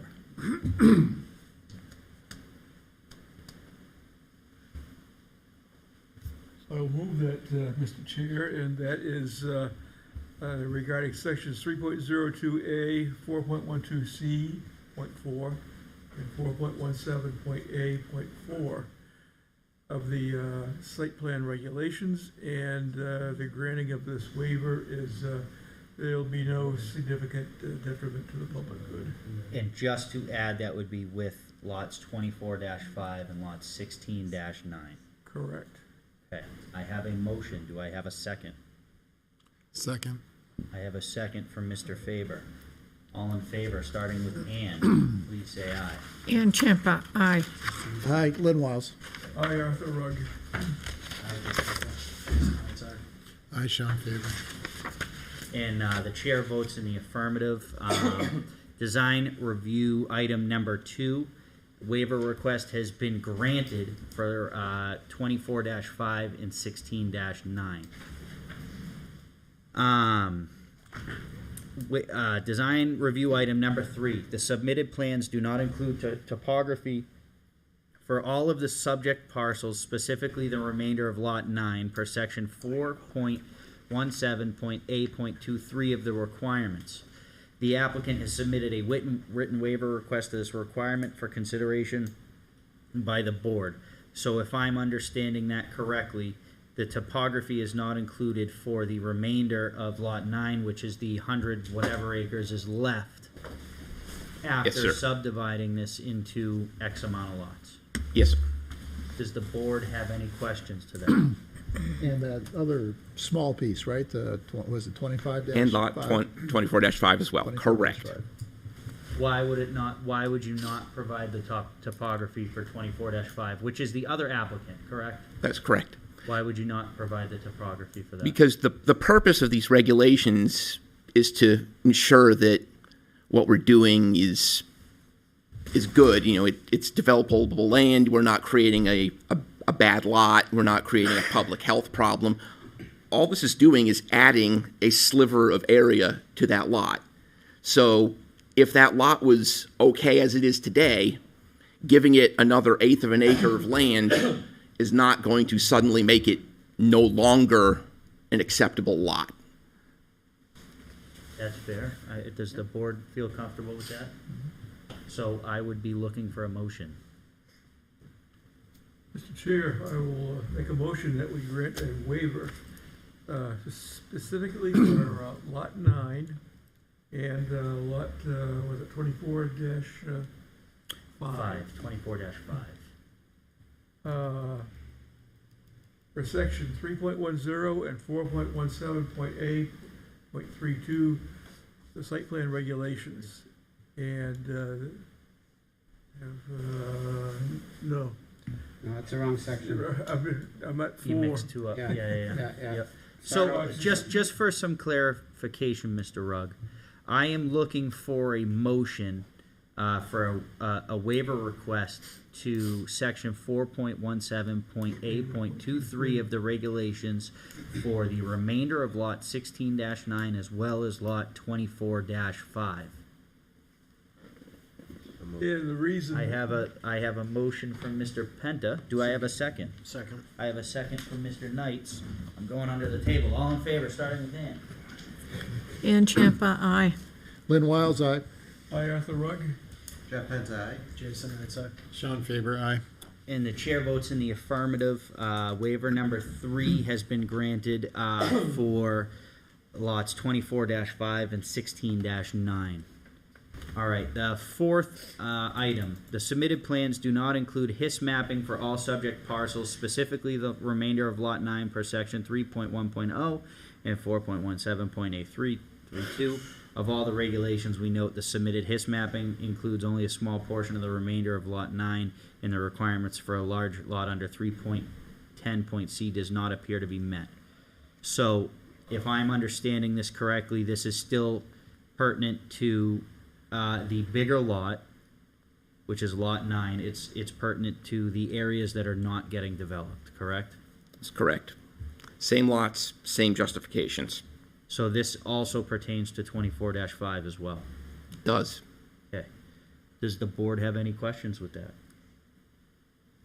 All right, seeing none, I am looking for a motion to grant a waiver to section 3.1.0 and 4.1.7.8.32 of the regulations for lot 16, the remainder of lot 16-9 and lot 24-5 as written. So moved. I have a second from Mr. Knight, motion from Mr. Knights. Do I have a second? Second. I have a second from Mr. Penta. All in favor, starting with Ann, please. Ann Champa, aye. Aye, Lynn Wiles. Aye, Arthur Rugg. Jason, I'd say. Aye, Sean Faber. And the chair votes in the affirmative. Design review item number 4, waiver request has been granted as motion. Number 5, the submitted plans do not include wetland mapping for all the subject parcels, specifically the remainder of Lot 9 for sections 3.11, 4.11.c.14, and 15, and 4.17.a.14, and 15 of the regulations. We note the wetland delineation information provided on the submitted plan states the delineation area was conducted in the spring of 2017, and the delineation has expired per ENV-WT 406.02, more than 5 years. We note the prior information did not address the vernal pools on the property as currently requested. Gentlemen, walk us through that a little bit. I'm not sure what you're talking about with vernal pools as requested. I haven't seen something requesting information on vernal pools. Our waiver request that we initially submitted was for the wetland delineation on the remainder of the site for the large parcel and the wetland delineation on just that one lot. So, well, it's the same thing, but I'm just... Kelly, to clean up, to try and make a little bit more sense of this, again, this is only pertaining to 24-5 and the remainder of lot 16-9, correct? No, yeah, but again, though, the plans is submitted, the wetland delineation was older than 5 years old. So they need to do a So- wetland delineation. This I applies agree. to the total land that's before you, all the parcels. So help me out with that. We're Well- developing, just to make it a little bit smaller here, we're developing, call it for a round number, 20 acres. This is asking for all 190 to be delineated, all of the wetland of, They're asking for a waiver to not delineate the whole 120. That's what they're asking for. they're asking for a waiver not to delineate what isn't being subdivided. Correct. Correct. Yes.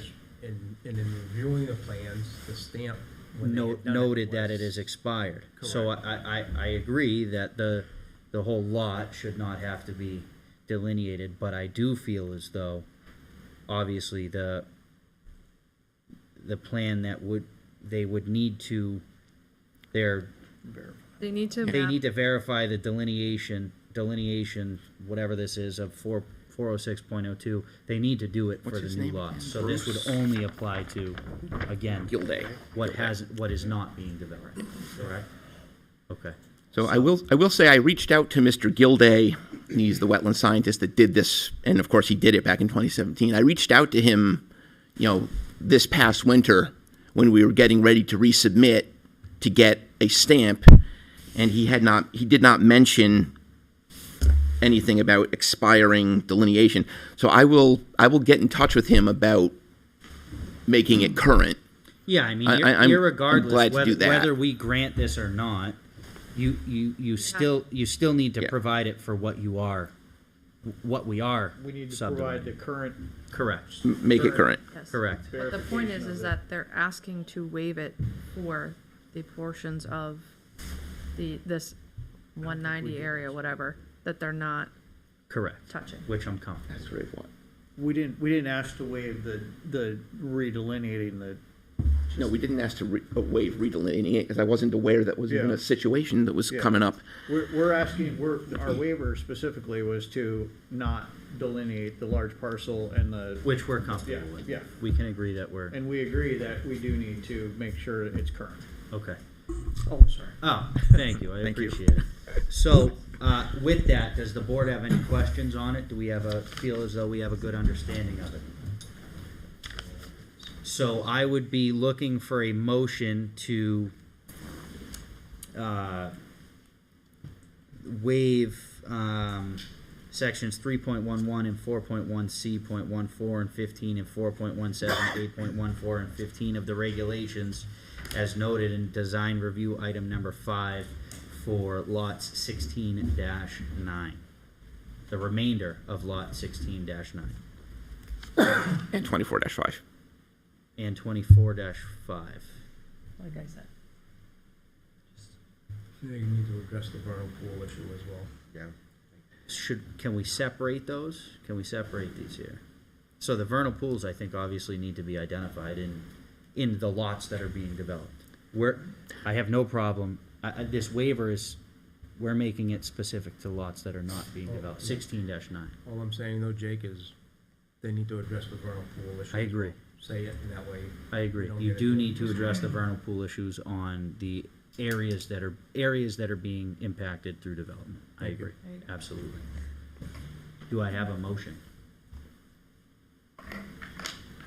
You have any questions about that? I do. I'm not sure where the vernal pool comment came from.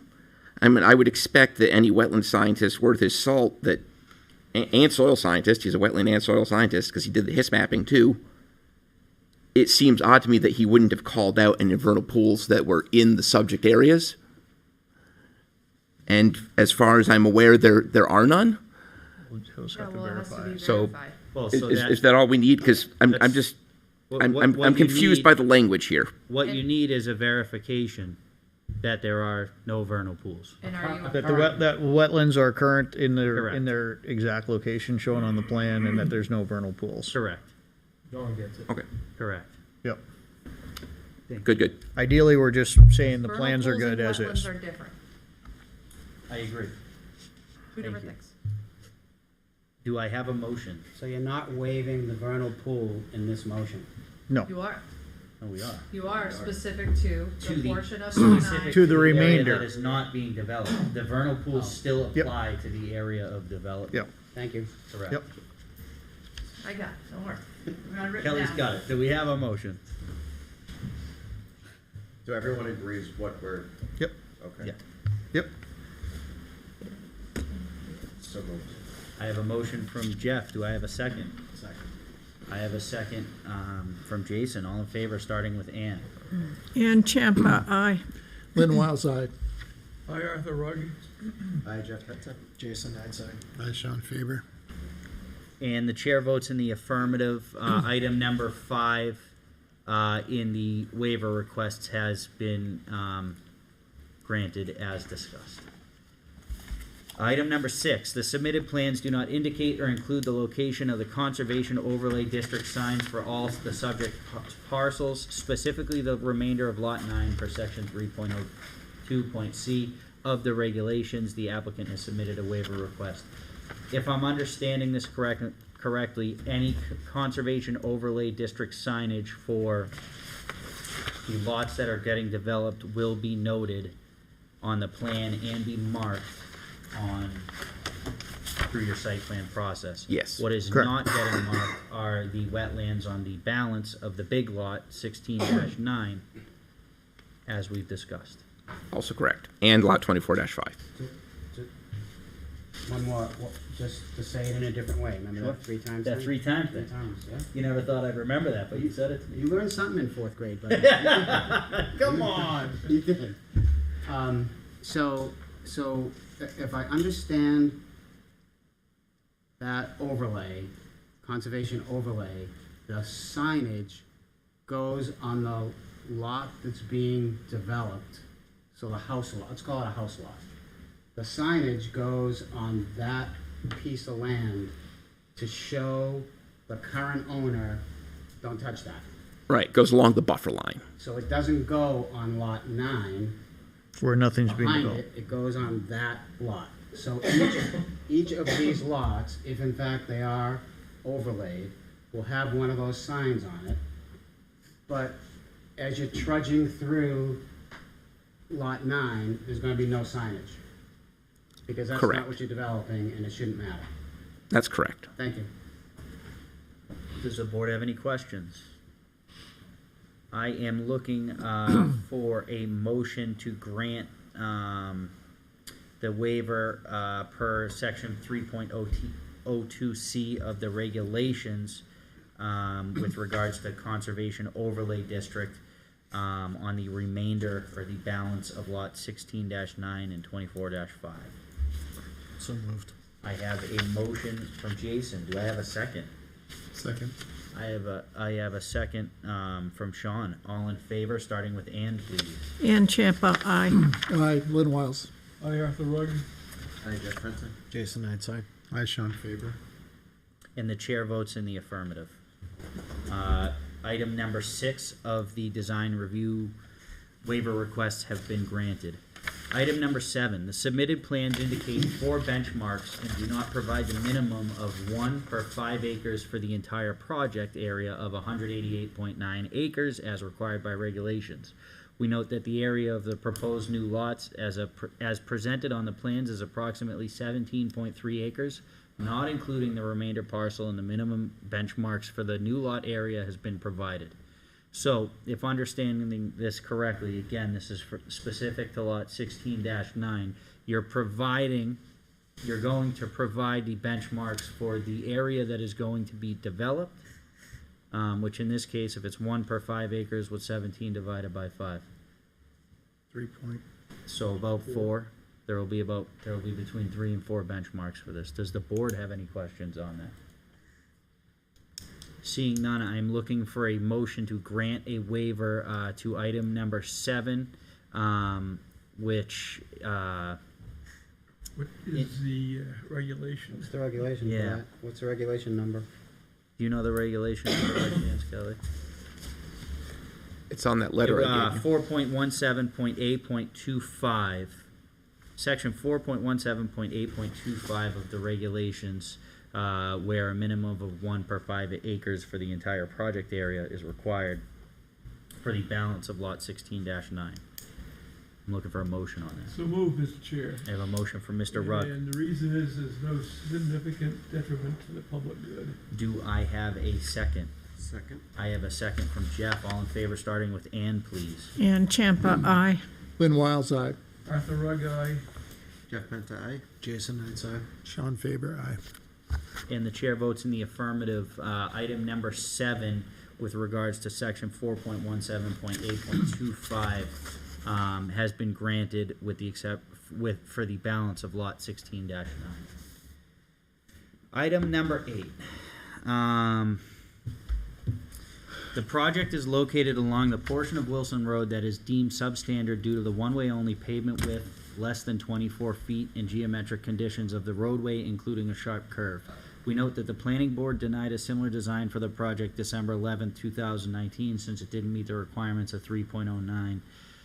The planning board denial on the 19th noted all subdivisions shall have adequate provisions for safe and suitable access to Class 5 or better road, shall make provisions for the construction and identification of a Class 5 or better road where an adjacent existing street from which access is gained is deemed to be substandard. The upgrading of said street shall be provided for as may be required by the Town of Londonderry Department of Public Works. This is a long one, we can all see it here. This is going to our roadway standards. We would be waiving this with the condition that we'd be waiving this to the site plan, or section 3.09 of the regulations. A condition of approval would be included that discusses the roadway requirements that we have discussed tonight. Does that make sense? As per plan. As per plan, correct. Does that make sense to everybody? Yep. All right, I am looking for a motion to grant. I have a question. Yes, sir. Sorry. So in the last 2 hours that we've been discussing this particular project, I've done some research, and I know that one of the things that could impact this is people are worried about binder versus top coat. And from my research, I understand that there's someone in this room that could put this on the schedule, that has sole. That's Mr. Trottier. Would you be able to tell us that this road can be paved in the next 5 years? Can we put that? Couldn't tell you that. 'Cause Well, again, you make the schedule, so you choose the roads. Can you commit to putting this? So getting $650,000 a year with 192 miles of road, again, I'm not gonna be able to allot monies to this particular road. Out of curiosity, We're getting into I know a we are. discussion about how to spend funds, I know and we are. that's not Yeah. something. Okay, I'm just saying, trying to make our I life understand. easier. If we can figure out, okay, the next 10 years we can do it, or the next 5 years we can do it, and that might alleviate the pressure from the board. That's why I got into it. Sorry to put you on the spot. I'm just saying, because I know the next road that I see that's paved, I'm gonna wanna go see if there's that worse than Wilson Road. Why was this paved? Why wasn't Wilson Road paved? Do you know what I mean? Like, Absolutely. So that's kind of where I'm going with that. So I apologize. I was trying to figure out who, like, does the town council, and none of the town council minutes approve road pavings that I could find. And it seems like that's within the staff. Just to reiterate, the council has the authority to direct the town manager to direct department heads, town staff on how to prioritize their departments, how to prioritize whatever it is that they're working on. That's the order of operation. Role of the council. Okay. There. Thank you. So, with that, I would be looking for a waiver specific to item number 8, which is with regards to section 3.09 of the regulations for the roadway standards. I'm looking for a motion on that. I have a motion from Jason. Do I have a second? Motion from Sean. Sean, do I have a second? I have a second from Jason. All in favor, starting with Ann. Can I ask a question? What about the waiver, I mean, the wearing layer? So the wearing layer, Yeah, I think is gonna be addressed when we get through waivers. We'll have a discussion of what the conditions of approval will be. okay. From there, we can discuss the design as per plan, and if the board would like to amend that design at all. So that would be a little bit further down the road here at this meeting. Okay. Yes. So I have a motion, I have a second. All in favor, starting with Ann, please. Ann Champa, aye. Lynn Wiles, aye. Arthur Rugg, aye. Jeff Penta, aye. Jason Knight, aye. Sean Faber, aye. And the chair votes in the affirmative. The waiver for item number 8, for section 3.09 with regards to roadway standards has been granted. Item number 9, the proposed shoulder grading design from station 2+30 to 3+25 on sheet 7 does not provide a typical cross-section for a 4H to 1V slope from a gravel shoulder to a 1 foot deep wide swale and required the 3H 1V back slope per exhibit D7 of the applicant's cross-section detail. Talk to me about that a little Okay, bit, gentlemen. I can explain that. Can you bring up sheet 7, please? I can just show you quick.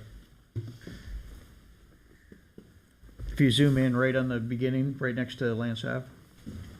So what they're talking about is that little hatched area right off of Lance Ave until we get Where to. it says stone-filled Yep, Class C slope? That's it. So the reason we can't meet the slope in there is because that lot has already been sold. That was part of the prior subdivision. That lot's been sold, and we only have what we have for right of way. This is that driveway for that lot? Correct. Yep. Okay, so you, So we're doing steeper slopes where we're actually creating a ditch, but we're using riprap and we're just making sure that everything works because we have to force it into the right of way that we have in there. We don't have we can't go back to the well and get an easement from them. so That's it. If I'm understanding, just to clarify a little bit, you can't meet this regulation because you can't, essentially, you can't build outside of the right of way. Correct. Because That's you it. don't own the land on the other side of that right of way. Correct. So you're doing everything you can to meet. I'm the doing standard. everything I can to make it better in that section within the right of way I have, but I technically need a waiver for that little chunk of land. Because then as soon as we get to the next, where we have our lot, we've made the easements we need. Okay. So that's it. Does the board have an understanding of that? Any questions? So I am looking for a motion to grant a waiver of item number 9 with regards to sloping in sections 2+30 to 3+25. So moved. I have a motion from Sean. Do I have a second? Second. I have a second from Jeff. All in favor, starting with Ann, please. Ann Champa, aye. Lynn Wiles. Aye, Arthur Rugg. Aye, Jeff Penta. Jason Knight, aye. Aye, Sean Faber. And the chair votes in the affirmative. Item number 9 has been granted with regards to stations 2+30 to 3.25 on sloping. Item number 10, the subdivision plans imply a proposed zoning change for the subject area to relocate the zoning line to match the proposed lot lines, which requires approval of the town council that is not addressed in the application or notes. Please update the project application plans and notes to this item as acceptable to the planning department and zoning officer. This is not a waiver. This would be a condition of approval. Correct, so just procedurally, I think you've gotten through, Number 15 has a waiver. yeah, okay, there's one more somewhere in here. Thank you, yeah. 15, you said? Yeah, number 15. Says,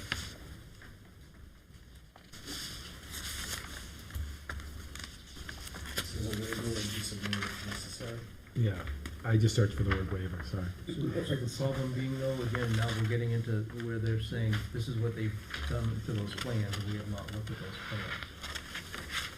So, let's back up a little bit to, number 10. So number 10 is becoming a condition of approval on the plan, correct? So I guess that's what we're asking. So you've gone through your waivers, now we're getting into conditions.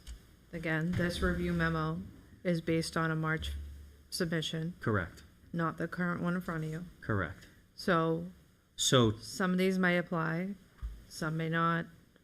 I can't Correct. speak to that. so, I so, can tell you specific to 10, please keep it, because it's relating to the zoning of the parcels, and that should be correct. consistent and cleaned up. So I feel as though items 10, the way this is written is items 10 through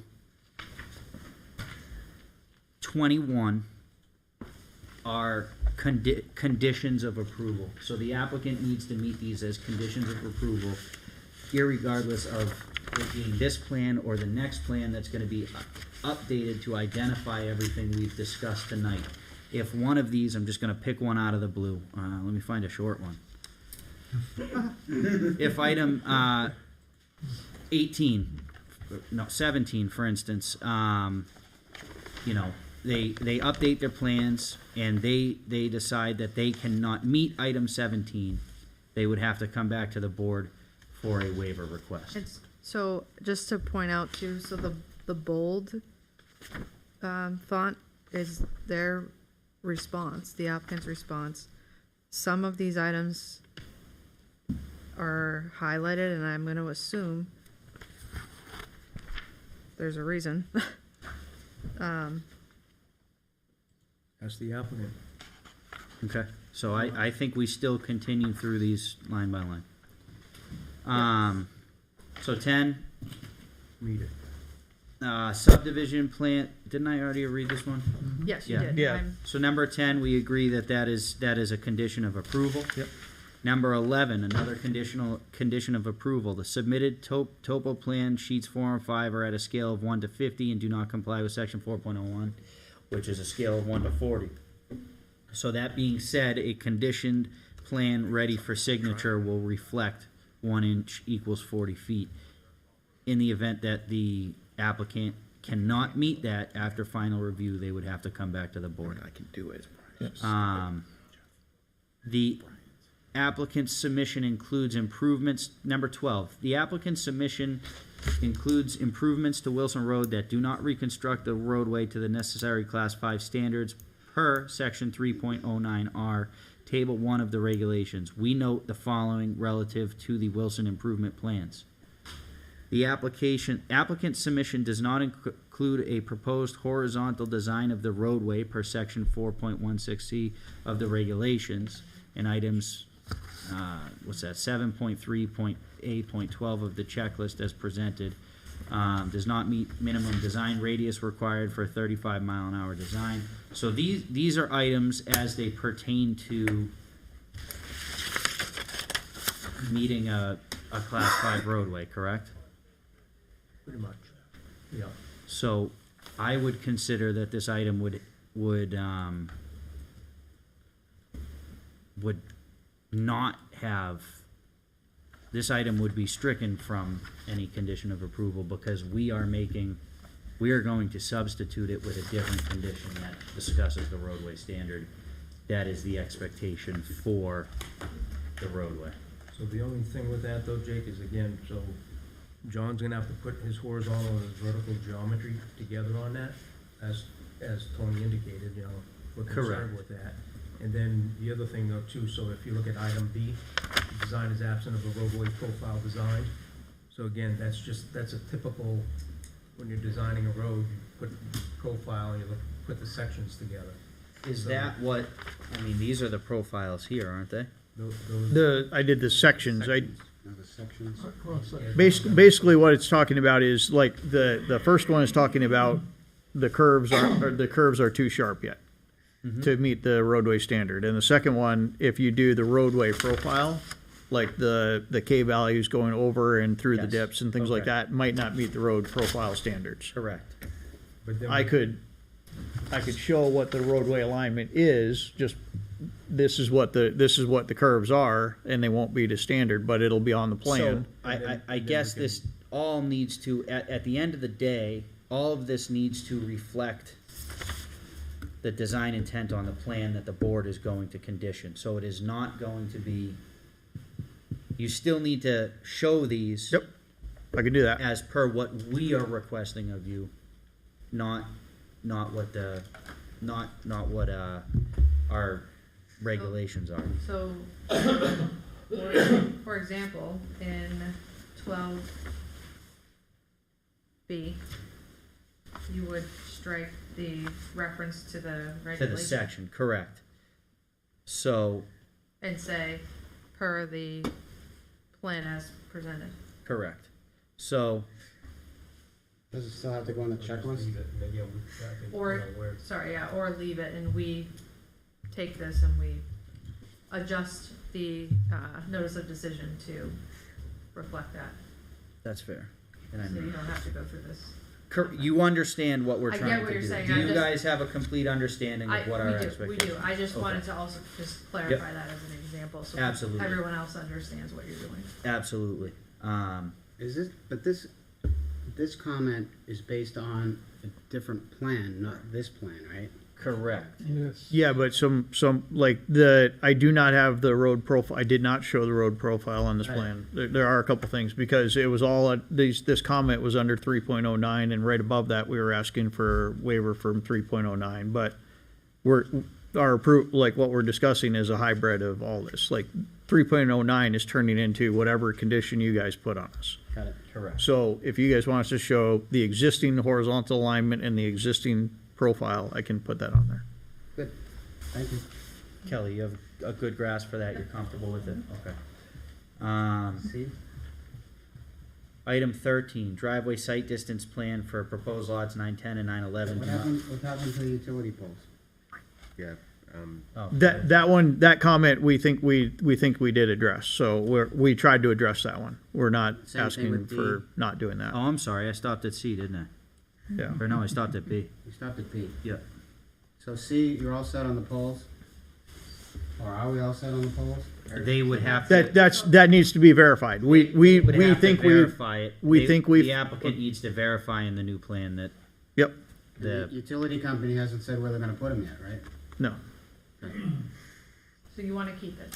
We're showing Yeah, on I our mean, I think plans. they still need to We're show- showing on our plans that we put them we're trying to put them in the right place when they need to be relocated, but the utility company has to So verify we it. can verify it on the new Correct. plans that we haven't looked at yet. Correct. Absolutely. Good. We on D? Yeah. D. The right-of-way and proposed lot lines are unclear on sheet 7 and 8 of the plan set. Please clarify. The right-of-way lines and property lines have been shown on the plans, and they are also better delineated on the subdivision plan set as well. Yeah, So we'll make sure that shows we up. would need that to be verified. Yep. Including the easterly right-of-way line on Wilson Road, correct? Yes, correct. Say that again, John? Including the easterly right-of-way line on Wilson Road. Okay. Yep. Item E, the proposed swale grading design along Wilson Road from station 9 +0 to 11 +0 does not provide a minimum top embankment width of 2 feet as required by the Department of Engineering to establish and maintain a proper roadside swale. Can you guys discuss that a little bit?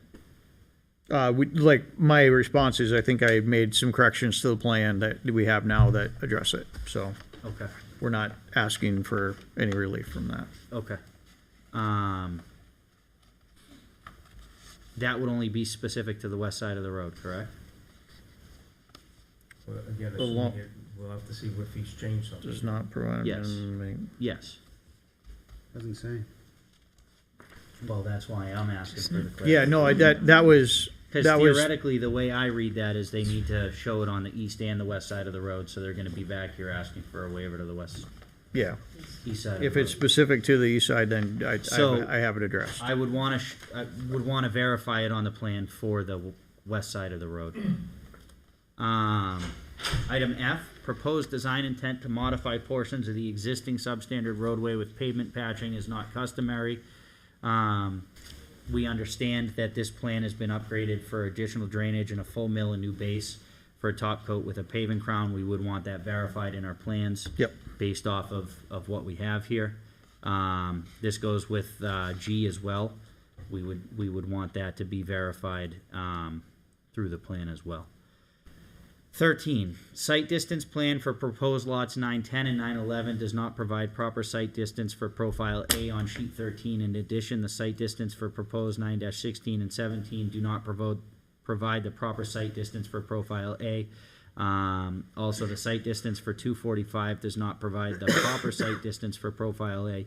We recommend that the applicant discuss the proposed driveway designs with the Department of Engineering, and update the design acceptable. Your comments, My- 9-10 missing it. Yeah, my comments on all of those, like basically on my comments on these is I tried to address it on the plan. So I think I So you'll be probably able have to it addressed. verify But those on- that's something we're not asking for any relief from. We're trying to address it. Fantastic. Item number 14, again, something they're not asking relief for, stormwater design. It involves stormwater design, in the discharge to lot 9. Yep. Talk to me a little bit about a maintenance agreement will be discussed with the town as well as flowage easements. Both ponds have gravel access to the outlet structures. Yeah, what we're trying to do is address both the easements and making sure we're addressing the comments that are in this. Okay. We're not trying to Right. ask for any relief from that. So remember I had mentioned again with 2 basins there, all I'm gonna ask for is flowage rights. Mhm. You allow it, the water's gonna go there, you give us rights, we'll maintain the pipes into them, you maintain the detention ponds. Okay. But again, they still need to provide the means for them to maintain it, so however they do it, a homeowners association or that one person that buys that lot. I was gonna say, would that be something that would be like a deed requirement or something like that? Again, it all depends on how they wanna do it. Okay, Homeowners but either way, association, irregardless, they're showing it and they're not asking all I for want though is flowage rights. flowage They're rights. saying Period. the maintenance agreement with the flowage rights would. Fantastic. And to be clear, asking for the flowage rights is typical. It's not unusual. It's something that's done Yep. frequently. We just did it on Vista. Yep. I just Yep. want to get it on tape. Yep. This is usual and customary to ask for that, Yep. and usual and customary for it to be given. Correct. And this Yep. doesn't appear like it's gonna be a problem, so we're all good. Item number 15, with relatives to stormwater analysis. The project involves 9 frontage lots on Wilson Road, so you'll be able to meet it. You're showing it on the 18 acres is essentially what I'm getting out of that, and you're comfortable with meeting the requirement. Yeah, I'm addressing it for the Lots developed in- the areas. lots in question. The developed inside. areas, and I've expanded it a little bit to include what I can on the east side too, for the pipes we put in. Okay. And again, something that would be noted on Yeah, the. So again, condition. so you're saying a waiver will be submitted if necessary. Yeah. So again, the way that this. And this is- comment- The way yeah. this comment is, you should be looking at the whole 189 acres, right? Yep. Yeah. So are you gonna analyze the whole 189 acres, or are you gonna ask for a waiver?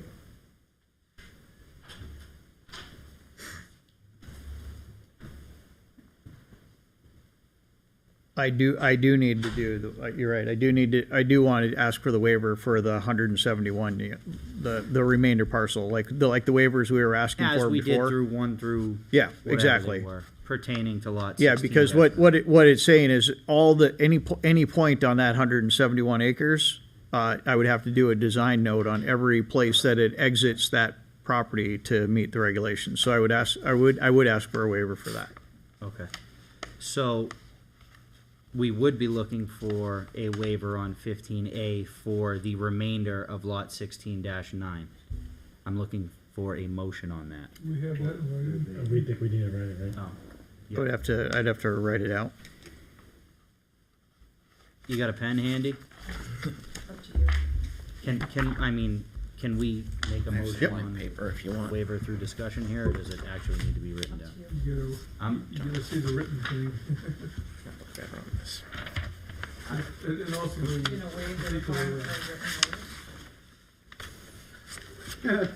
Yeah, I don't know if we. Write the thing down, would you? I'm writing it down. But this isn't gonna move it, like, they still have to come back because there's all these other things. I just. No, think- they're willing to meet all this. As the way this stands, all the stuff that we're going through right now, they are saying, yes, we're gonna meet this. Okay. They're asking for what seems to be a waiver that they had missed, specific to, basically what would happen is we could say yes to this, and then they'd come back in a month with a waiver saying, hey, we don't want to do the rest of the 180 acres. Or we could ask them for a written Right. waiver now. No, I agree with the moving it forward. I just don't know, has this been done before? Like, are we? We are. Oh, okay, thank you. Yes. Okay. But I would say we're in a world that's never been done before right now. So Okay, I know. I'm just trying to figure out. I'm new, so I'm trying to learn here. we have. Okay. yeah, the rest of us feel the same way. Art's new here. Yep, this is, we've never done this before. So can we jump this and come back to it? Yeah, that's fine. Keep on going? I'm fine with that. As if the board's good with that. Is the board good Yeah, with coming back to 15A? Yeah, and the site plan, Rex also, So B, the wells and septic have been added to the plans, and so you're willing to meet the requirements on B. There's no need for it. That's a condition of approval. C is another condition of approval that they would have to meet with regards to operation and maintenance of stormwater management. Jake, if you can. Yes, sir. Just go back to B. So again, John, the comment is really reading that you didn't take into account the wells and the septics. You're saying they've been added to the plan set. That's all you're saying. So in your drainage analysis, did you account for the septic systems? That's what that comment is really reading. No, it's saying that have you gone through and adjusted for the tree lines, the septics, the wells, like the cleared areas for all of those things? And I have gone and basically done adjusted lots, like showing all the improvements and increased the lawn area on the lots and accounted for that in the drainage report. Okay. So I do think I'm addressing the comment. Yeah. Yep. So again, would be verified through. Right. Yep. Did you guys see how I'm reading it though? Yeah, I understand that. I understand that. C, with regards to operation and maintenance of stormwater systems, you agree and you will be adding a manual to the report and final plan. D, the proposed road, as noted above, the proposed roadway improvement design currently is not acceptable to the town. And thus the amount of proposed impervious area for the proposed acceptable roadway design is not known, and no further review of the stormwater design was conducted at this time. Yeah. That's all basically reflective to what our expectation is when we put our condition in, correct? Right. Okay. Yes. And they'll have to make sure they addressed it. Correct. So they'll be addressing it based off of what's presented in the plan, not what the regulation is. Correct. Correct? Okay. Board understands that, we're comfortable with it. Item 16, Chair, before you continue, do we need Brian to be here still? I know this is good you didn't want to entertainment. stay for the whole thing? I know this is good entertainment for him, but if we don't need him anymore, I don't know. Brian, Mr. Johnson, you are free. I feel as though we're good. Does anybody have any questions for Mr. Johnson? Mr. Johnson, you are free to go, sir. I appreciate it. And he's still not getting up. He was free to go like an hour and a half ago. it's too interesting. Thank you, Mr. Johnson. Thank you. The applicant is proposing impacts within the conservation overlay district that will require conditional use permit approval by the planning board. We note that the applicant's submission did not include a CUP. We recommend that the applicant prepare a CUP application and meet with the Conservation Commission to discuss the CUP, and discuss impacts that occur for the project and obtain recommendations. We have met with the Conservation Commission for this project and have a recommendation letter to the planning board already. So, this is, I guess, we need to figure out what the CUP application, I don't know that we actually turned in a CUP application because we didn't know we needed it or what. But I was mostly responding to the request that the applicant go to the Conservation Commission. We did actually go to them and went over the plan with them, and I think there's a recommendation from them that they agreed with what we were doing for this site. So again, though, John, you need to ask for a conditional use permit if you're doing work within the CO district. So did you ask for a CUP from the Conservation Commission? Or just go and have a... I didn't discuss with them specifically a CUP. There you go. So that's what the comment is saying. Yep. So if you're working within CUP, within the Conservation Overlay District, the COD, then you need to ask for a conditional use permit through them, not just talk to them. So it's gonna be a condition of the approval. Condition of approval, we will... This would be, this is something that we would not waive, even if you had requested it. So this will be a condition of approval, so they will be going to the Conservation Commission for a conditional use permit that they will ultimately end up coming here for the conditional use permit. Understood. We will receive the letter from them. From the Conservation Commission, correct? That's basically just to like put the drainage. So that's understood. It would to. be a condition of Yeah, approval. we need to do we need to do it. Grading and stuff, yeah. Item 17 has to do with title block locations. Yeah, I think I'd have that addressed. Yeah, either way, it's a condition of approval. You're gonna have to make sure you meet it. Item 18, the following subdivision plan and topic. We recommend the applicant address the following items: A, B, C, D, E, and F, which need to be verified with the assessor. Am I understanding that? No, well, yeah, a lot of them are. And so these would all be conditions. Everybody is in agreement with that. Item 19, applicant has previously obtained a subdivision approval for 2018. It appears a town stormwater permit is needed to propose development. The application should submit and obtain, as I feel like this is a pretty standard one, submit and obtain all, necessary state, so on and so forth. That'll be a condition of approval. Item 20, we recommend that the applicant address the comments of a traffic study review as noted in the letter dated March 5th, 2025. What are the items on that? Do we have that, John? Is it further down?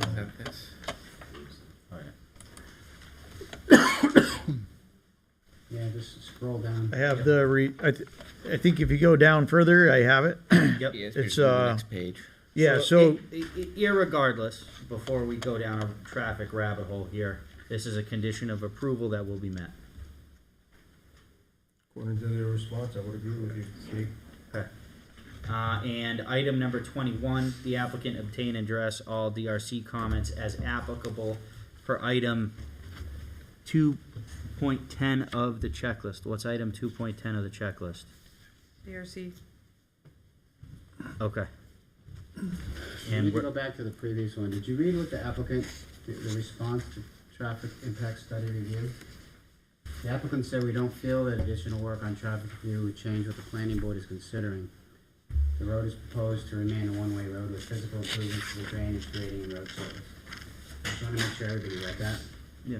what we had turned in, so what we had turned in was the initial short analysis. And part of what has been suggested is that we need to go back and do more traffic work and do a full analysis of the road and try to determine more information on it.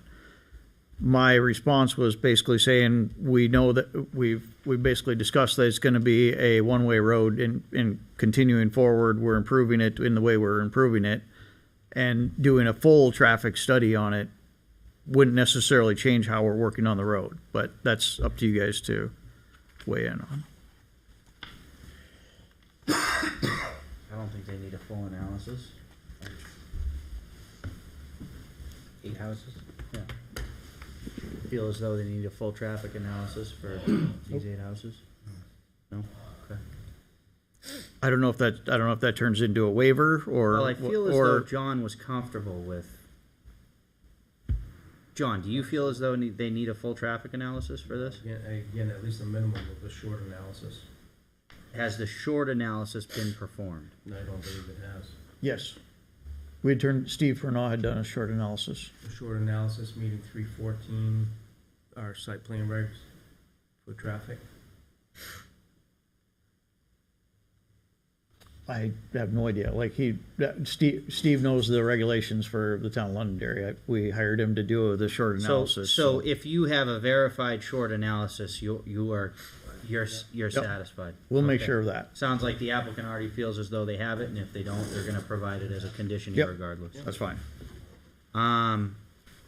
Item 21, applicant obtain address DRC comments as applicable per item 2.10 of the checklist. Yep. Obviously, those items would be applicable based off of the roadway as presented on the plan. All right.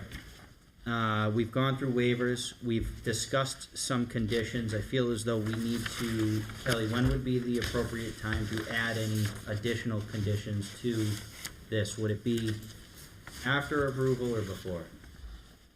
So you need to make a motion for conditional approval, if that's what you're doing. State that, you need to specifically state the items that you outlined here. I would just state the number and letter. Yep. And then also add whatever else Okay. at that time. So let's have a little discussion about that, board. So in the motion, we'll be looking for, I have one more waiver to go through first. We do have a waiver for item 15A, for the drainage analysis for the remainder of the development on tax map lot 16-9. We have a written waiver request here. Do I have any questions, or can a board member make a motion on it? This was with regards to them not having to complete the entire drainage analysis on the balance of lot 9, which is the 100 whatever acres that are not pertinent to what is getting developed. The drainage analysis is still needs to be verified for the areas of development, just not the areas that are not being impacted. Could I get a motion on that? I have a motion from Jason. Do I have a second? Second. I have a second from Sean, and all in favor, starting with Ann, please. Ann Champa, aye. Aye, Glenn Wiles. Hi, Arthur Rugg. Jason Manzak. Aye, Sean Faber. And the chair votes in the affirmative. A waiver has been granted for item 15A with regards to a drainage analysis on the remainder of lot map 16-9. So with that, let's discuss our conditions here. I would have items 10 through 21 with the exception of 15A. So let me go through this real quick. You're saying as noted in the. Yeah, as noted in the staff, In the memo dated March 5, yeah, 2025. dated March 5, 2025. And that the following conditions be added. So what else are we looking to add to this? I think that anybody can help me out here. A condition would be that the plans reflect, the reflected plans show, Cross section. the cross sections to define the roadway design on sheet 7. Is that fair, Kelly? Yep. The revised section. Yes, correct, We understand it. correct. John, you understand it? Yes. Thank you. Board, do we understand that? Is there anything else the board would like to add as a condition of approval? So if I can though, Jake, Yep. so what's gonna happen though, again, so they're gonna revise, he's gonna walk out of here with the conditions of approval. He's gonna go revise his plan. Day is gonna look at this, if he has to tweak his lot sizes and stuff, those comments are gonna, some of those lot sizing, there's gonna be comments to that, so there may be additional comments that may come out of them revising the plan, as long as everybody understands that. It's not, all of a sudden, why didn't you tell us this before? We're not looking at the final set of plans. No, I agree with you on that, John, that, So it's still pending third-party review. yeah, as if you look at all of anything we condition, it's usually the last item says subject to final engineering review. Okay. This is part of that final engineering review, that is standard for every plan review. Our condition will specify the roadway, and is there anything else we want to add to that? Roadway and drainage. Roadway and drainage. So can we help me draft what I'm looking for a motion here? Motion to grant conditional approval as noted per the memo dated March 5th, 2025, to include where the water's an updated plan set reflective of the sheet 7, updated plan set reflective of the sheet 7 roadway design. And roadway and drainage design. Roadway, sheet 7, including east side flow direction of water. So to include updated roadway design as per sheet 7. Including flow direction. To include Flow direction of water on east side. flow direction of water on the east side of Wilson Road. Is there anything else that the board feels as though they would like to add to that motion? Kelly, I just have some of these are just please. what we usually have for precedent and then general and subsequent conditions. So for the precedent conditions, which would be included as part of this discussion you're having now, owner's signature provided on the plans, map and lot numbers verified with the assessing department and updated if needed. Any draft easements shall be reviewed by the town. Digital copy of the final plans to be submitted to the town. Any L-chip and or recording fees made payable to the Registry of Deeds. Note all approval of waivers on the plans. Outstanding third-party review fees shall be paid within 30 days of conditional approval. You're gonna need a financial narrative. Okay. Financial guarantee to be provided satisfaction of Department of Engineering, Environmental Services. Final planning and engineering review. And then, the general and subsequent conditions as outlined in our regulations, which are 5 total conditions. Not What she said. So, What she said. can I summarize that a little bit, Kelly? Are you comfortable with this? Precedent conditions as per planning department recommendations and outlined in regulations. Are you comfortable with that and feel as though that meets what you've just asked? Okay, so what I'd be looking for, to sum this up, I'm looking for a recommendation of approval as noted on the memo dated March 5th, 2025, to include an updated roadway design as per sheet 7, and to include flow direction of water on the east side of Wilson Road. as well as the precedent conditions as per our planning department recommendations and as outlined in our regulations. Did you say flow rate, it's flow rate and direction? Did you say that? Yes, Thank you. so please add flow rate and direction.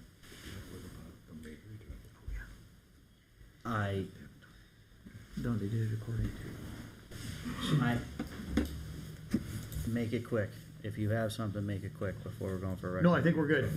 What we're just talking about is making sure the top coat thing was clear, but it is because we're talking about that detail specifically. Correct. So I think we're good. Correct. That was it. So, just to sum up, I'm looking for a recommendation of approval, as noted per the memo dated March 5th, 2025, to also include an updated roadway design as per sheet 7, and to include the flow rate and direction of water on the east side of Wilson Road, and that all precedent conditions as per the planning department recommendations and as outlined in the regulations. Do I have a motion? So moved. I have a motion from Jeff. Do I have a second? Second. I have a second from Jason. All in favor, starting with Ann, please. Ann Champa, aye. Aye, Lynn Wiles. Aye, Arthur Rugg. Hi, Jeff Vincent. Jason, I'd say. Aye, Sean Faber. And the chair votes in the affirmative. The Wilson Road subdivision tax map 16 lot 9 23 Wilson Road, Londonderry, New Hampshire has been approved as noted per the memo dated March 5th, 2025. And the discussion therein to include updated roadway design as per sheet 7, and to also include the flow rate and direction of water on the east side of Wilson Road. These precedent conditions will be met as per our planning department's recommendation and as outlined in our applicable regulations. That was a mouthful. Gentlemen, thank you. Thank you. All right.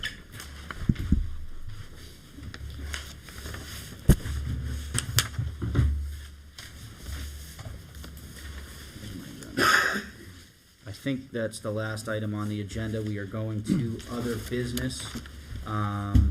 Does the board have any other business? I have a couple of minutes that we Yeah. didn't approve. Absolutely. One from April 24th, 2025. 4/24/25. What's the other one? The other Is is, it May 1st or something? where did it is? March 30th, 2025. Those ones, I did have a question. And. Oh, there it is. Yep, Linda did it. No, not, so you had the question On, on who can submit. okay, yeah, can because make Ryan a made a motion? motion to adjourn the meeting, and Ryan is a alternate. And the question is, since alternate is not a voting member, I haven't seen anywhere where they can make motions and so forth. What meeting was that? That was the site visit, Wilson Road. Oh, But it was rather confusing because everyone was all together, and I think, So we I have, didn't even hear the motion for adjournment, other than I heard someone made a motion and I said a second, so. So the question is, can an alternate make a motion? It's not forbidden in our rules of procedure. It's kind of silent. It's not forbidden, and I don't think it's really a big deal, but I just all want your to members ask there? the question. we, I had a don't think, quorum. actually, we did have a quorum. But you didn't have all of your voting members, correct? I was not there. Yeah. So was he an alternate or was he a voting member? He was definitely never appointed as an alternate, but to Lynn's point, there's nothing that says an alternate can't make a motion, they just can't Can't vote vote. on the motion that Just they can't made, vote. so, should be fine. Just like they can't vote on the minutes, even though they're noted in the minutes. Correct, similar. So theoretically, he can make a So they motion can on the change, minutes, too. so I can change the minutes, but I can't vote in the affirmative that I like to change. Correct. Correct. I don't know, I think maybe we should seek an opinion from legal counsel, just to be I'm not sure. gonna spend the town's dollars on that. No. So, Not at all. so the